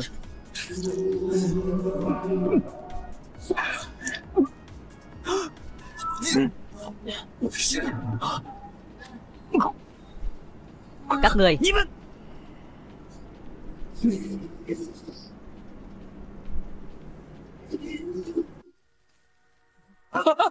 Ta đã đạt đến giai đoạn cuối của quá trình xây dựng nền tảng. Cái gì? Đại Ngốc Xuân, trước khi tự phế tu vi cũng chỉ mới là kim đan kỳ, mới bao lâu mà lại nhanh chóng tu luyện trở lại. Mau, chúng ta cũng tự phế tu vi đi, phá rồi mới lập. Bây giờ biết sư tôn của ta lợi hại rồi chứ. Giang sư thúc, ta muốn bái nhập Tạp Viện Phong, theo Giang sư thúc tu luyện. Giang sư thúc lợi hại quá, ta cũng muốn bái nhập Tạp Viện Phong tu luyện. Trước kia Giang sư thúc ngụy trang tốt quá, biết thế này ta đã không nhập Thiên Thương Phong, trực tiếp đến Tạp Viện Phong. Bây giờ cũng chưa muộn, Giang sư thúc ta cũng muốn bái nhập Tạp Viện Phong, xin Giang sư thúc đồng ý. Xin Giang sư thúc đồng ý. Xin Giang sư thúc đồng ý. Các người đều muốn tạo phản sao? Cái gì mà đệ nhất nhân thế hệ trẻ? Đừng nói là Lạc sư tỷ rồi, đợi ta bái nhập vào Tạp Viện Phong tu hành, ta cũng đến khiêu chiến với ngươi. Ta đã sớm thấy người không vừa mắt. Bình thường dựa vào cha mình là trưởng lão trong tông môn, làm càn làm bậy, ngươi chờ đó. Còn ta cũng muốn khiêu chiến ngươi. Ta bây giờ sẽ về bảo các vị phong chủ, các người tu luyện tà công. Đến lúc đó tất cả đều sẽ xong đời. Lũ vô dụng. Cười cái gì? Sư tôn có nhận các người làm đồ đệ không? Sao lại ra ngoài giả vờ ra vẻ? Tạp Viện Phong trở thành Linh Kiếm Tông, thế lực tà ác lớn nhất rồi sao? Diệu kế của đại trưởng lão này thực sự cao minh. Chỉ cần tên phế vật Giang Bắc kia giảng đạo thất bại, toàn bộ Tạp Viện Phong đều có thể bị chúng ta thu vào trong tay. Đã là kế sách này do đại trưởng lão nghĩ ra, vậy chúng ta sẽ bắt Lạc Thủy Ly là mầm mống đại đế này, nhường cho đại trưởng lão, chúng ta chia Tạp Viện Phong là được. Chia Tạp Viện Phong, người thì ta muốn đất, lão phù cũng muốn. Ngươi, sư tôn, thiếu phong chủ đến, cho hắn vào. Vâng. Xem ra Giang Bắc nhất định là giảng đạo thất bại rồi. Mọi người, chúng ta đi Tạp Viện Phong, đuổi hắn ra khỏi tông môn. Cha, chuyện lớn không ổn rồi. Hốt hoảng, ra thể thống gì, có chuyện gì nói. Cái thằng vô tích sự Giang Bắc kia giảng đạo, bây giờ đám đệ tử đó toàn bộ tự phế tu vi, phá rồi lập lại, ngược lại cảnh giới càng vững chắc hơn. Thật có chuyện này sao? Chẳng lẽ tên Giang Bắc này thật sự có thiên phú giảng đạo sao? Nhưng cũng không sao, đại bất quá lại tìm cơ hội. Tạp Viện Phong sớm muộn gì cũng là của lão phu. Nhưng mà đệ tử đều đã đổi sư phụ, điều đầu quân cho Tạp Viện Phong. Cái gì? Đây là muốn cắt đứt gốc rễ Thiên Thương Phong của lão phu. Ngươi mưu đồ Tạp Viện Phong của hắn, hắn mưu đồ đệ tử của ngươi. Ngày ngày săn ngỗng nhưng lại bị ngỗng bổ mù mắt. Các sư thúc, các người đừng ở đây nói lời gió mát. Lúc đó khi Giang Bắc giảng đạo, các đệ tử của các ngọn núi đều có mặt, đệ tử của các ngươi cũng không chạy thoát được. Cái gì? Đi, theo lão phu đến Tạp Viện Phong đòi người. Đi.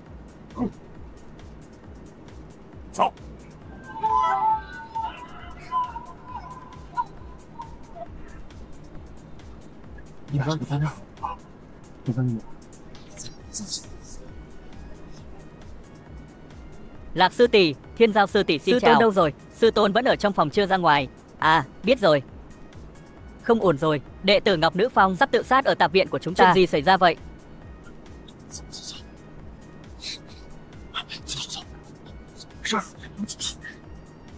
Tình hình thế nào? Tình hình thế nào? Ta chỉ tùy tiện bịa vài câu thôi. Sao thế? Hơn một nửa đệ tử của toàn bộ Linh Kiếm Tông đều phải quy phục ta. Các thủ lĩnh của các đỉnh khác nhất định sẽ tìm ta gây phiền phức.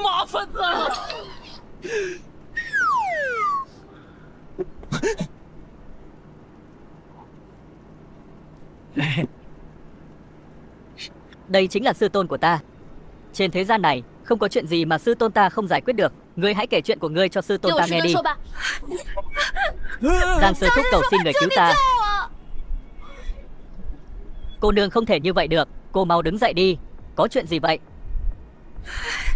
Sư tôn, cô ấy là đệ tử của Ngọc Nữ Phong, vì tu luyện mà nhập ma. Dung nhan bị hủy hoại, bị đạo lữ ruồng bỏ, giờ mới nhất thời nghĩ quẩn, quyết định tìm đến cái chết. Có gì mà nghĩ quẩn? Mọi người đều là người tu hành, chỉ là thuật dung nhan chẳng phải là dễ như trở bàn tay sao? Tướng mạo đã định sẵn từ khi sinh ra, nếu muốn thay đổi là nghịch thiên. Nhưng trên đời này làm gì có cách nào nghịch thiên cải mệnh? Ta đã nói, sư tôn ta có cách, người nhất định có cách. Cửu Thiên cũng không cản. Tiểu tổ tông còn nói vậy, ta đâu biết nghịch thiên cải mệnh. Sư tôn, người chính là quá khiêm tốn. Ta khiêm tốn cái gì? Quả nhiên trên đời này căn bản không có ai có thể giúp ta. Ta sống còn ý nghĩa gì? Đợi đã, không phải vậy đâu cô nương. Cô muốn tìm đến cái chết cũng đừng ở đình tạp viện của ta. Không được, nhất định phải nghĩ cách lừa cô ta đi. Là thế này, cô nương. Ta thật sự không có cách nào. Nhưng cô đừng vội chết. Cô.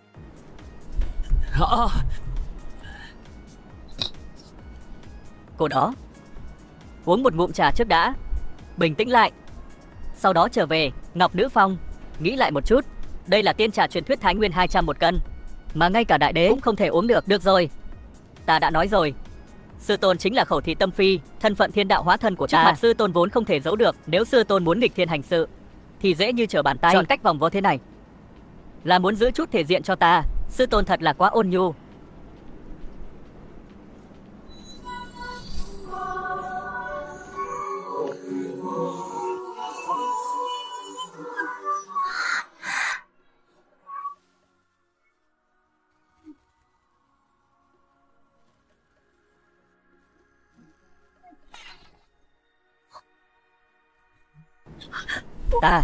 Ta đẹp hơn rồi. Đa tạ Giang sư thúc. Không sao, cô không sao là tốt rồi. Ta thật sự không có cách nào. Nhưng cô đừng vội chết. Cô đó, trước tiên uống ngụm trà, bình tĩnh lại, rồi hãy về Ngọc Nữ Phong của cô.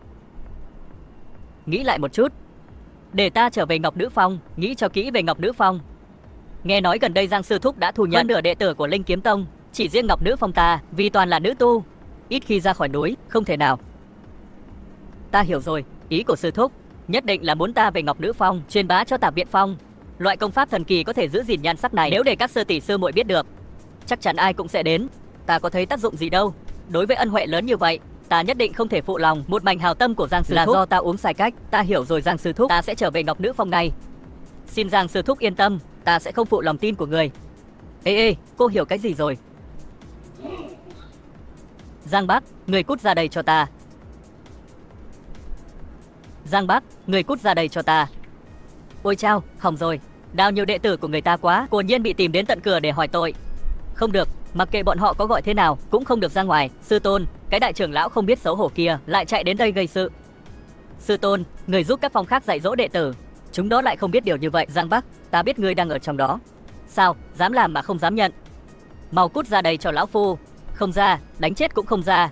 Sư tôn, người nói một câu đi. Bọn họ đều chạy đến đầu chúng ta mà ì rồi. Không cho chúng chút màu sắc để xem sao à? Ta biết rồi.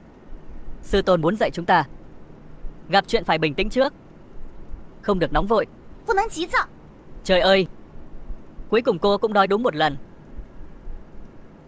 Đệ tử, suy nghĩ bình tĩnh hơn là cảm xúc có thể giải quyết vấn đề hiệu quả hơn. Các cô, tâm tính này vẫn cần phải rèn luyện. Thiên Giao xin lĩnh hội. Thiên Giao, sư tôn có ý gì? Giải quyết chuyện này. Là sư tôn để lại cho chúng ta thử thách. Thử thách? Đúng vậy, ý của sư tôn là nếu chúng ta bây giờ xông ra ngoài đánh chết đại trưởng lão là không sáng suốt. Dù sao bên ngoài còn nhiều đệ tử như vậy, cho nên chúng ta phải bình tĩnh trước, lập luận cho đúng. Ta hiểu rồi. Nếu nói bây giờ ta rất nóng nảy, ra ngoài giết chết đại trưởng lão, thì chúng ta có lý sẽ biến thành vô lý.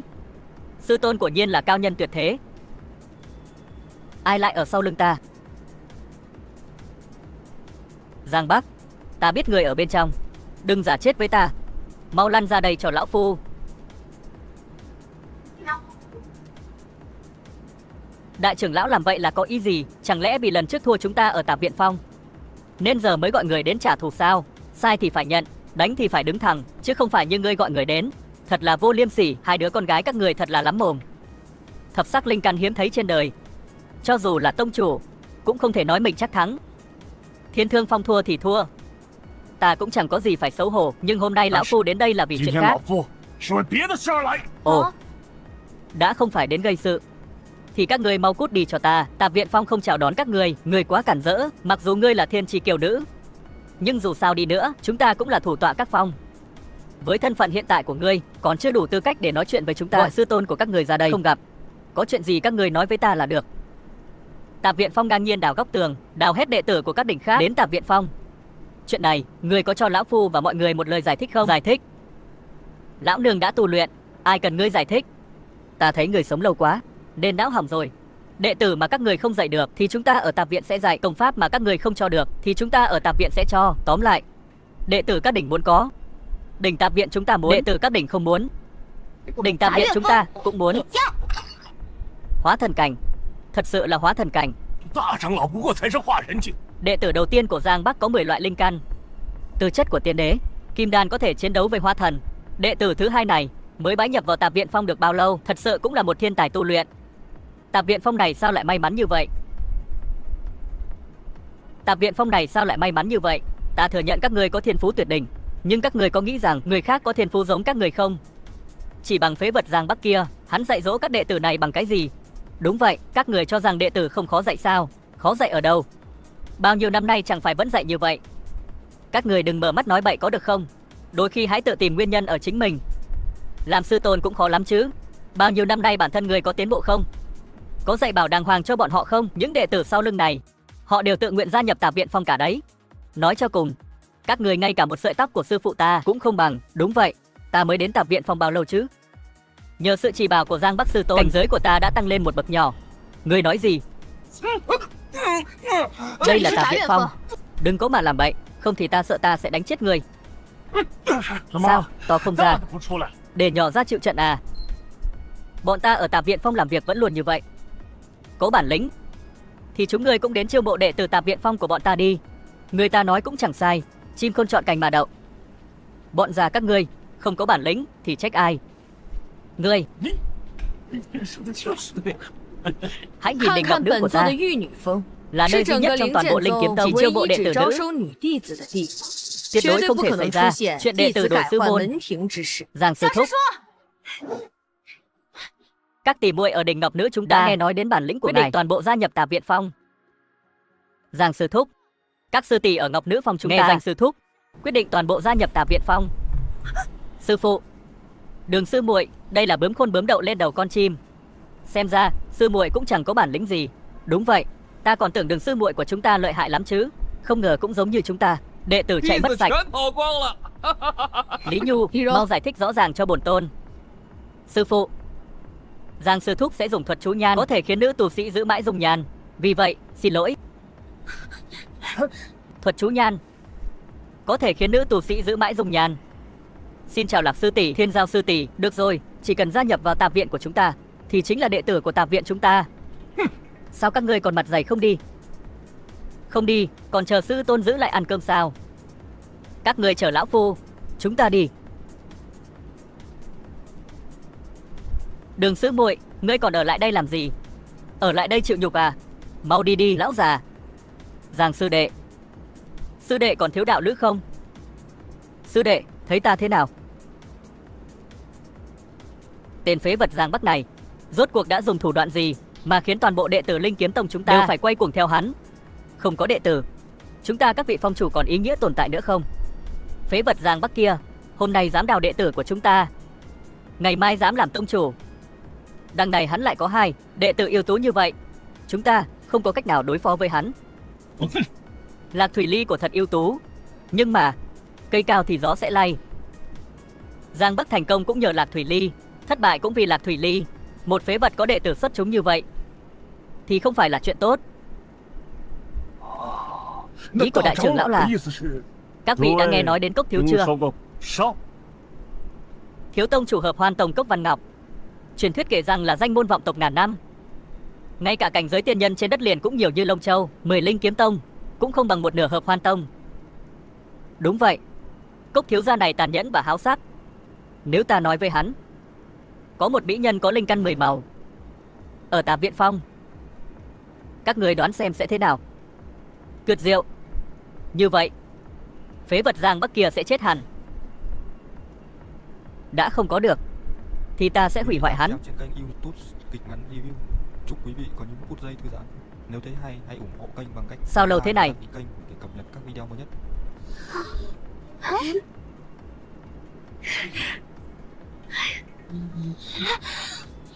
Ba gia này thật trơ cháo. Bản đế còn chưa được thò ra thụt vào mà.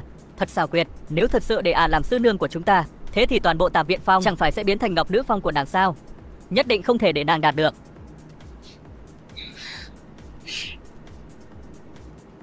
Người nói đến cái gì Lạc Thủy Ly? Với cái thiền dao kia có thật sự đẹp như người nói không?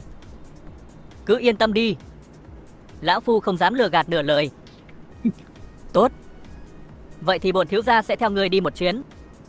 Nếu đúng như lời người nói, thiếu gia ta sẽ cho người vào Hợp Hoan Tông làm chó cho ta. Đa tạ Cốc thiếu gia.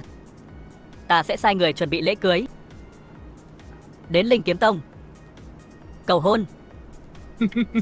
Giang Bắc, lần này ta xem người chết thế nào. Các cô tha cho ta đi. Ta thực sự không còn một giọt nào nữa. Không được. Sư tôn, người đã cho bà lão ở Ngọc Nữ Phong vật giữ nhan sắc, ta và Thiên Giao cũng phải có. Ta, sư tôn không thể thiên vị.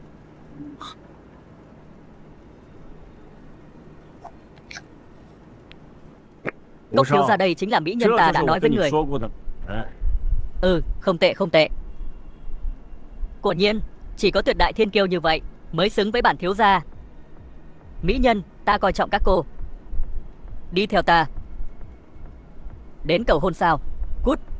Đừng ở đây quấy rầy. Sư tôn của ta truyền thụ công pháp, nhìn chúng ta, người cũng xứng sao? Đồ to gan. Cốc thiếu gia chính là thiếu chủ của Hợp Hoan Tông. Thiếu chủ nhìn chúng các ngươi là phúc phận tu 10 kiếp mới có được, còn dám từ chối. Ồ, thú vị. Ta thích những con ngựa hoang như các cô. Thuần phục mới thú vị. Các cô không biết thiếu gia ta không sao. Thiếu gia ta không chấp các cô. Nhưng bây giờ là cơ hội cuối cùng của các cô. Đi theo ta. Đây là Linh Kiếm Tông. Ngươi đừng có làm bậy. Linh Kiếm Tông. Linh Kiếm Tông thì tính là gì? Tông chủ tu vi cao nhất của các ngươi cũng chỉ mới là hóa thần cảnh. Nếu bổn thiếu gia muốn, chỉ cần một ngón tay là có thể dễ dàng nghiền nát toàn bộ tông môn các ngươi, triệt để nghiền nát. Ngươi đừng nghĩ đánh bại được lão phu thì có thể không sợ trời đất. Vô pháp vô thiên. Phụ thân của Cốc thiếu gia chính là tông chủ của Hợp Hoan Tông. Tu vi đã đạt tới cảnh lục địa thần tiên. Chỉ cần động một ý niệm thì có thể khiến sư tôn của các người hồn phi phách tán. Lục địa thần tiên, ngay cả tông chủ tới cũng không thể ngăn cản được. Chỉ là tiên nhân trên cõi trần. Khi bản đế còn ở thời kỳ đỉnh cao thì coi các ngươi như kiến hôi, cũng dám ở trước mặt bản đế mà cản rỡ. Chờ đến khi bản đế khôi phục lại tu vi một chút, sẽ đích thân đến Hợp Hoan Tông. Chỉ là tiên trên cạn, trước mặt sư tôn của chúng ta thì chẳng đáng là kiến. Ôi trời ơi bà cô của ta ơi, sao cái miệng của cô lại lắm lời thế? Đây chẳng phải là cố ý gây thủ chuốc oán sao? Ôi trời, lần này xong rồi, xem ra chỉ có thể nghĩ cách dọa họ sợ trước đã, sau đó nhân cơ hội chạy trốn. Ai nói Linh Kiếm Tông không có đại đế? Còn ngươi, tiên nhân trên cạn, trước mặt bản tọa không đáng một kích. Người chết bất bản thiếu gia, chỉ bằng phế vật ngươi. Hôm nay bản thiếu gia tâm trạng tốt, không so đo với các ngươi. Nhưng hôm nay, hai mỹ nhân này bổn thiếu gia nhất định phải có. Mỹ nhân, đừng vội từ chối. Hãy xem trước. Bổn thiếu gia chuẩn bị sính lễ thế nào? Ấy, Cốc thiếu, còn cần sính lễ gì nữa? Không bằng ngươi đưa sính lễ cho ta, ta sẽ giúp ngươi cướp họ về Hợp Hoan Tông của ngươi. Thế nào? Cút đi. Thiếu gia ta muốn là bọn họ tự nguyện hầu hạ ta trên giường. Hiểu chưa? Mỹ nhân, nhìn cho kỹ. Thế nào? Những pháp bảo tuyệt đỉnh này chắc cả đời các cô chưa từng thấy nhỉ? Như thế này, chỉ cần các cô theo ta, những thứ này đều là của các cô.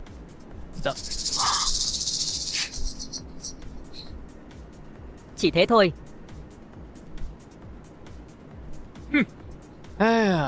Các cô hiểu biết nông cạn quá, không biết những pháp bảo này quý giá. Không sao, nhưng bản thiếu gia hy vọng sau khi nghe ta nói xong vẫn có thể giữ được sắc mặt. Khinh thường. Nhìn cho kỹ.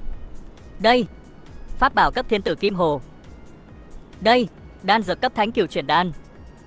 Còn đây, trần quý nhất, đế bình tiền kiếm. Thế nào? Đều là những thứ tốt. Không hổ danh là thiếu chủ của đại tông môn, ra tay không tầm thường. Nếu Thủy Ly và Thiên Giao có những pháp khí này hộ thân, tu luyện chắc chắn sẽ đạt được kết quả gấp đôi. Thứ rác rưởi này đặt ở tiên giới thì ngay cả trẻ con cũng ghét, càng đừng nói đến những thứ tiên bảo thực sự trong tay sư tôn. Chúng ta ở tạp viện không được vứt rác bừa bãi. Nhặt lên, cút về.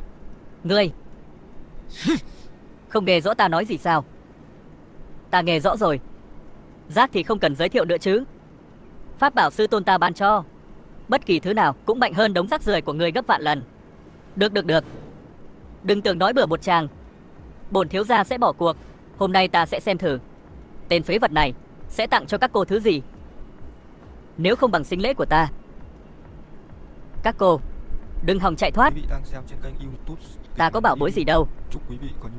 Chỉ là lúc chặt cây, chặt được mấy món đồ bỏ đi, đem làm đồ chơi tặng cho hai nàng chơi thôi. Ngay cả pháp bảo hạ phẩm cũng không có. Nếu lấy ra mà khoe thì không phải mất mặt chết à? Thủy Ly, như vậy là không đúng rồi. Sư phụ thường dạy con thế nào? Phải khiêm tốn, không được so sánh. Con hiểu chưa? Hình như cũng đúng. Những pháp bảo đó phẩm cấp đều quá cao, lấy ra thì hơi phô trương. Sư phụ nói con phải khiêm tốn, đừng so sánh. Con hiểu chưa? Con hiểu rồi. Sư tôn chẳng phải nói rằng đồ của bọn họ quá rắc rưởi, không đủ tư cách để gặp pháp bảo mà người tặng ta. Thiên Giao, có phải ta hiểu sai không? Không hiểu lầm gì cả. Sư tôn cho chúng ta bảo vật thật sự phẩm giai quá cao, không phải cường giả đại đế không có tư cách thấy được. Chính là y này. Mệt rồi, hủy diệt đi. Đủ rồi, các người dám nhục mạ ta, hôm nay các cô phải gả. Không gả cũng phải gả.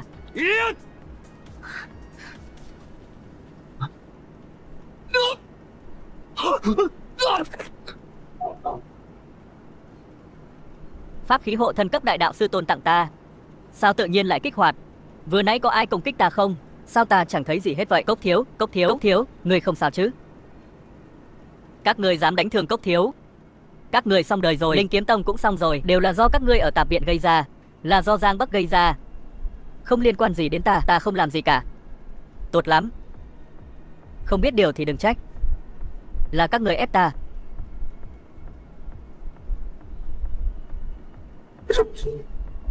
Bản mệnh của tông chủ Hợp Hoan Tông một khi bị bóp nát thì có nghĩa là Cốc thiếu đã gặp nguy hiểm đến tính mạng. Tông chủ Hợp Hoan Tông sẽ lập tức đến. Tiên nhân trên cạn, mau chạy, làm con ta bị thương. Muốn chạy sao? Muộn rồi. Cũng tốt, tiết kiệm thời gian cho ta đích thân đến Hợp Hoan Tông. Một tông chủ của một tông môn xa xút, thậm chí còn không có đại đế, có gì đáng sợ? Sư tôn ta chỉ cần động tay là có thể trấn áp. Sư tôn, sao người không nói gì vậy? Ta đang nghĩ làm sao để chết một cách đàng hoàng. Các người thấy không? Sư tôn của ta thật dịu dàng. Ngay cả cách để các người chết một cách đàng hoàng cũng đã nghĩ hộ các người rồi. Ta có ý đó không? Đấy là điều ta nói sao? Ta muốn xem rốt cuộc là ai dám nói năng lỗ mãng như vậy. Chà, chính là hắn, chính là phế vật này. Đã nói ra, Lăng Mạ hợp hoan tổng chúng ta, người nhất định phải giết hắn, luyện hắn thành vạn hồn phướn. Được rồi, nào, chết đi, đến đây. Lão tổ. Người bất hiếu, người đã chọc giận tổ tiên. Tổ tiên nào? Chà, hắn chỉ là một người bình thường, chắc chắn là người bị hắn lừa rồi. Người mau giết chết hắn giúp con, trả thù cho con. Người to gan, thật là to gan, còn không quỳ xuống. Giang tiền bối, xin lỗi vì ta dạy con bất hiếu, xin lão tổ trừng phạt. Lão tổ. Ta à? Ông không nhầm chứ? Tuyệt đối không nhầm. Năm xưa ta chỉ là một phàm nhân, là lão tổ ngài đã khai sáng cho ta, tiểu cốc mới có được thành tựu như ngày hôm nay. Ta nhớ ra rồi, ta biết ngươi. Ngươi là thằng nhóc con. Ta sắp chết đói rồi, xin người cho ta chút đồ ăn đi. Nhóc con, ngươi đã bám theo ta 2 ngày rồi. Ta thực sự không có gì cho ngươi. Thế này nhé, ta cho ngươi 2 viên thuốc trợn mắt trợn trừng được không?行不行？ Thuốc trợn mắt trợn trừng là gì? Ngươi đợi một chút nhé.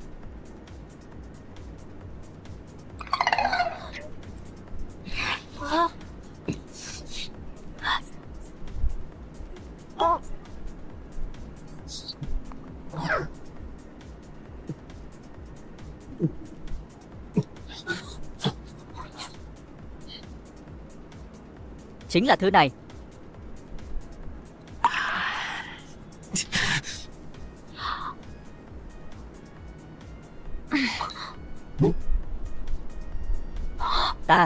Ta có thể tu tiên rồi. Tiền bối.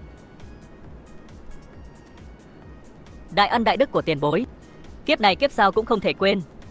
Sau này nếu ta tu hành có thành, khai tông lập phái, nhất định sẽ tôn tiền bối làm tổ sư.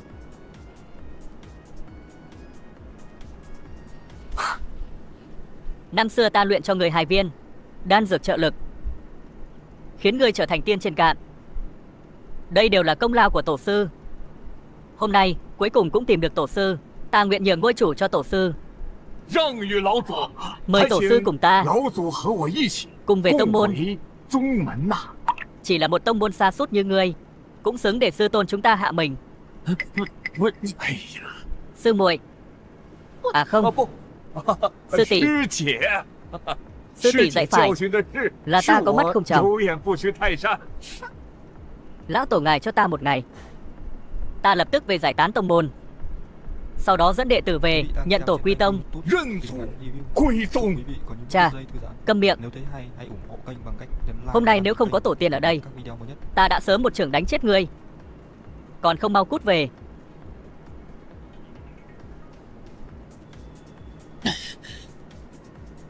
Mau đi.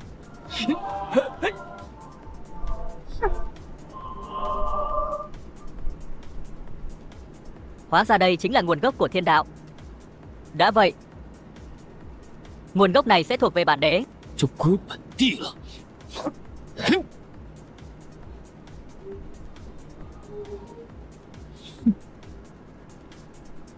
Thiên Giao, nếm thử. Thiên Giao, ngươi sao vậy? Nguồn gốc thiên đạo. Có người dám đánh cắp nguồn gốc thiên đạo. Cái gì? Ai to gan vậy? Thiên đạo bản nguyên nếu bị hấp thụ hết, cõi trời đất này sẽ vỡ nát. Muôn loài chúng sinh này sẽ phải đón nhận đại kiếp chưa từng có. Không được, ta phải ngăn hắn lại.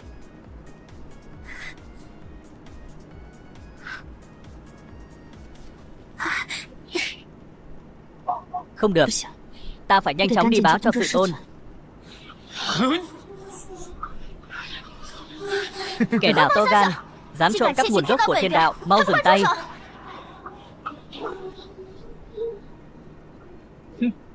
Hóa thân của thiên đạo, người đến muộn rồi. Bản đế đã hấp thụ gần xong rồi. Người có biết không, một khi nguồn gốc của thiên đạo bị hấp thụ sẽ có hậu quả gì không? Đến lúc đó thiên địa sụp đổ, lưỡng kiếp giáng lâm, chúng sinh vạn vật đều sẽ phải diệt vong. Liên quan gì đến ta? Lạc Thụy Ly, năm xưa người chưa từng đột phá, bản đế sẽ thay người đột phá. Dừng tay.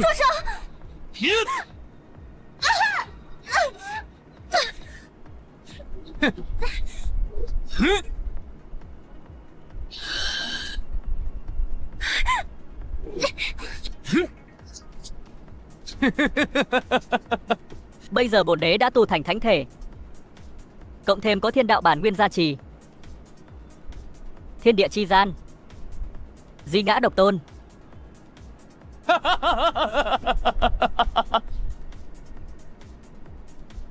Sư tôn, xảy ra chuyện lớn rồi.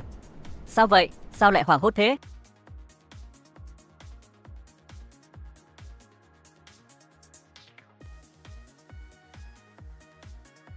Vừa nãy thời tiết vẫn còn tốt mà. Hỏng rồi. Thiên giao thất bại rồi.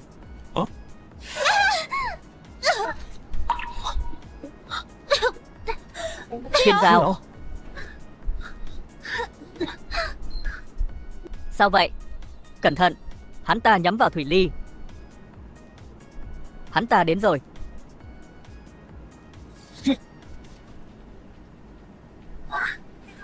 Lạc tiên đế. Ta đã đến rồi. Là ngươi, tiền đế. Ngươi nói Lạc Thủy Ly là tiền đế. Ngươi đùa gì vậy? Đệ tử là sao? Đệ tử Lạc Thủy Ly. Ta vốn tưởng với tính cách của ngươi nhất định sẽ khổ luyện quay về tìm ta báo thù. Không ngờ ngươi lại tự hạ mình, đi bái một tên phế vật làm sư phụ. Hơi thở của ngươi không thể nào mạnh mẽ như vậy. Ngươi đã làm gì vậy? Cẩn thận, hắn hấp thụ được bản nguyên của thiên đạo, đã đột phá đến cảnh giới cao nhất. Cái gì? Ai cho ngươi lá gan lớn như vậy? Cái đó, đợi chút đã. Thiên đạo bản nguyên là gì? Thiên giao vì sao lại bị thương nặng như vậy? Rốt cuộc chuyện này là thế nào? Thiên đạo bản nguyên là hạch tâm của thiên địa, duy trì sự ổn định của trời đất. Một khi bị hấp thụ, trời đất sẽ bị tổn thương nặng nề, thế giới sẽ bị hủy diệt. Thiên giao chính là hiện thân của trời đất, cùng với thiên đạo cùng vinh cùng nhục, cùng tổn thương. Nguồn gốc bị người khác hấp thụ, thiên giao đương nhiên cũng sẽ bị tổn thương nặng nề. Thế giới diệt vong, thiên đạo hóa thân. Cô nói thiên giao là thiên đạo hóa thân. Cô nói thiên giao là thiên đạo hóa thân. Đúng vậy, bởi vì thiên đạo có khuyết, luôn không thể viên mãn. Vì vậy ta mới đến tìm sư tôn ngài, tìm kiếm phương pháp viên mãn. Nhưng mà hiện tại thiên đạo bản nguyên đã không còn. Ta là tiên đế tiên giới, lúc đột phá bị ngươi ám toán cũng đành vậy. Ngươi lại điên cuồng làm đến mức này. Đây là mạng sống của người dân bách tính. Người dân bách tính liên quan gì đến ta? Lạc Thủy Ly, tất cả đều do ngươi ép buộc. Bản đế khổ sở theo đuổi ngươi ngàn năm, tại sao ngươi không đồng ý? Đã như vậy, các ngươi đều phải chết. Không trách được thiên phú của cô tốt như vậy. Hóa ra cô là nữ đế tiên giới. Sư tôn, mau ngăn hắn lại, bây giờ vẫn còn cơ hội. Chỉ cần giết hắn, cướp lại thiên đạo bản nguyên, mọi chuyện vẫn còn có thể cứu vãn. Bản đế hiện tại đã luyện thành thánh thể, tam giới lục đạo, ai có thể ngăn cản ta chỉ bằng một phế vật như thế này sao? Đúng, phải nói trên thế gian này còn ai có thể ngăn cản ngươi thì không ai khác ngoài sư tôn của ta. Đợi đã. Các cô, một vị tiên đế tiền nhiệm, một vị có nguồn gốc từ thiên đạo, các cô đều không làm được, ta làm sao có thể làm được? Sư tôn, đừng diễn nữa. Ta và thiên giao đã sớm nhìn ra người là cao nhân tuyệt thế, chỉ có người mới có thể cứu chúng sinh này. Ta diễn cái gì mà diễn? Ta không phải tuyệt thế cao nhân. Cô xem trời đã đánh sấm rồi, mau đi mau đi. Thiên kiếp lôi kiếp, của Nhiên Dạ Vô Hành loại đại ma đầu này, trời đất không dung, trời giáng lôi kiếp. Quý vị đang xem trên kênh YouTube Kịch Ngắn Review. Chúc quý vị có Không đúng, giây thư giãn. lôi kiếp này không phải nhằm vào Dạ Vô Hành. Và đăng ký kênh để cập nhật các video mới nhất. Thiên cơ không khóa chặt ta, xem ra không phải nhằm vào ta. Ta muốn xem thử hôm nay còn ai cản được ta. Sư tôn, cứu vớt chúng sinh chỉ có thể dựa vào người. Ta cứu cái rắm, ta cứu không được đâu. Xem ra tên phế vật này ngày thường không ít lần tẩy não ngươi. Một vị tiên đế luôn có tầm nhìn xa trông rộng, vậy mà lại bị một thằng ngốc lừa cho quay cuồng. Thôi thì đành vậy. Khi ngươi đặt hết hy vọng vào tên phế vật này thì hôm nay ta sẽ giết chết hắn, để ngươi từ từ thưởng thức vẻ tuyệt vọng của mình. Khoan đã, có chuyện gì thì từ từ nói, sao lại phải đánh giết nhau? Chúng ta lấy hòa làm quý được không? Sợ chết. Không ngờ một đời anh danh của Lạc Tiên Đế lại gặp phải phế vật như ngươi. Chuẩn bị chịu chết đi. Đây là công pháp thượng cổ đại đạo, Ma Diễm Tiểu Thiên. Truyền thuyết kể rằng một khi dính phải ngọn lửa này, trước khi bị thiêu rụi sẽ không tắt và không mất đi, chắc chắn sẽ chết. Công pháp này không phải vì quá nghịch thiên nên đã thất truyền sao? Từ khi bản đế lên làm tiên đế, đã luôn tìm kiếm tung tích của công pháp thất truyền. Bây giờ pháp môn thất truyền đã trong tay, lại hấp thụ được thiên đạo bản nguyên. Ta xem hôm nay ai có thể ngăn cản ta. Dạ Vô Hành, nếu hôm nay bổn đế không chết, ta nhất định sẽ giết người. Tuyệt vọng, sụp đổ, sợ hãi. Lạc Thụy Ly, bổn đế thích nhìn bộ dạng bất lực của ngươi. Chết đi. Đau quá.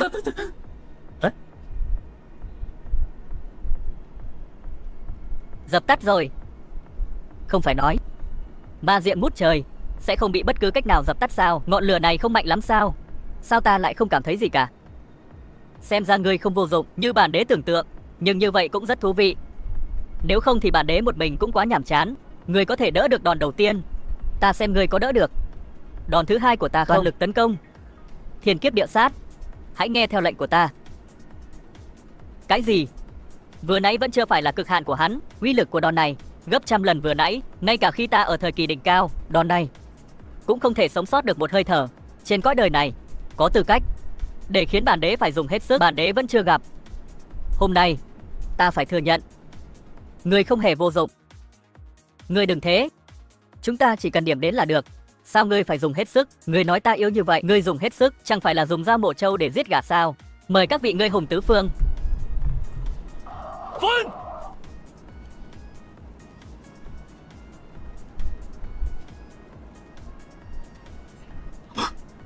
Sao lại không giống như những gì ta tưởng tượng?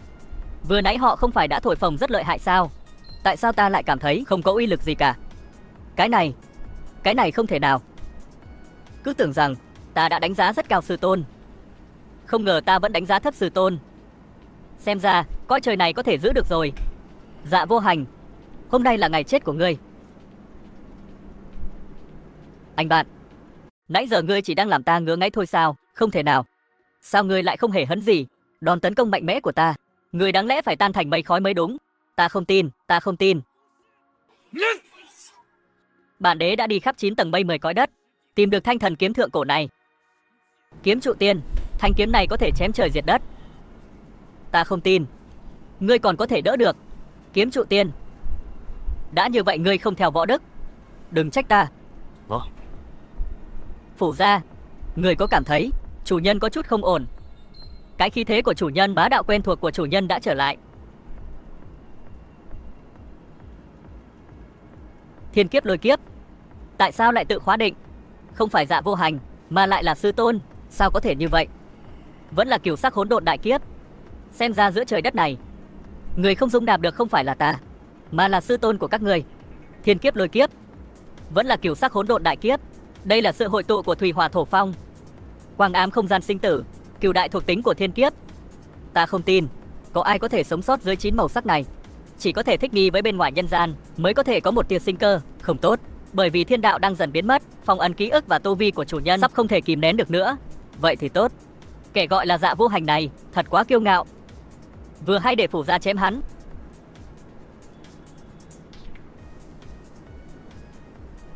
Cửu sắc hỗn độn đại kiếp, hủy thiên diệt địa. Nếu như thiên khiển thần lôi giáng xuống, lũ kiến các ngươi đều phải tan thành tro bụi. Ta khuyên các ngươi nên tránh xa cái phế vật này ra một chút, nếu không lát nữa thiên kiếp thần lôi giáng xuống sẽ liên lụy đến các người. Cửu sắc thiên kiếp, thần phạt. Xem ra ta thật sự đã tự phong ấn mình quá lâu, để cho cả cõi trời đất này đều quên mất ta. Sư tôn, sư tôn, chẳng lẽ người tự tin đến lúc chết đến nơi rồi mà vẫn còn ở đây giả vờ? Thiên khiển thần lôi chính là ý chí của cả thế giới, không ai có thể chống lại ý chí của cả trời đất. Ngươi tưởng mình là ai? Ý chí trời đất. Gặp ta cũng phải cúi đầu.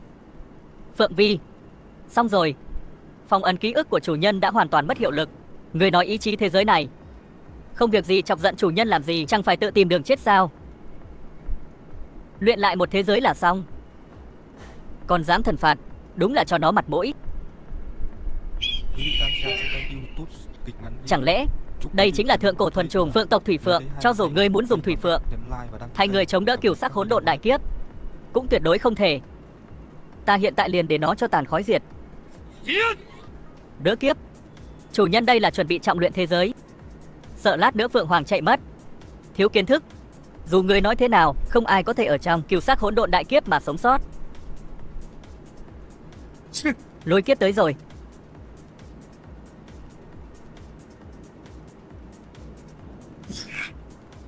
Không thể nào. Sao có thể có người giải tán được cửu sắc hỗn độn lôi kiếp? Chẳng lẽ thực lực này đã vượt qua tu vi của thế giới này? Hóa ra sư tôn đã sớm trở thành chân tiên. Vậy so với chúng ta chẳng khác nào kiến hôi. Sư tôn, không ngờ người đã sớm thành tiên. Đúng vậy, trước đây ta vẫn luôn cho rằng mình chỉ là một phế vật. Không ngờ ta lại là một cao nhân tuyệt thế.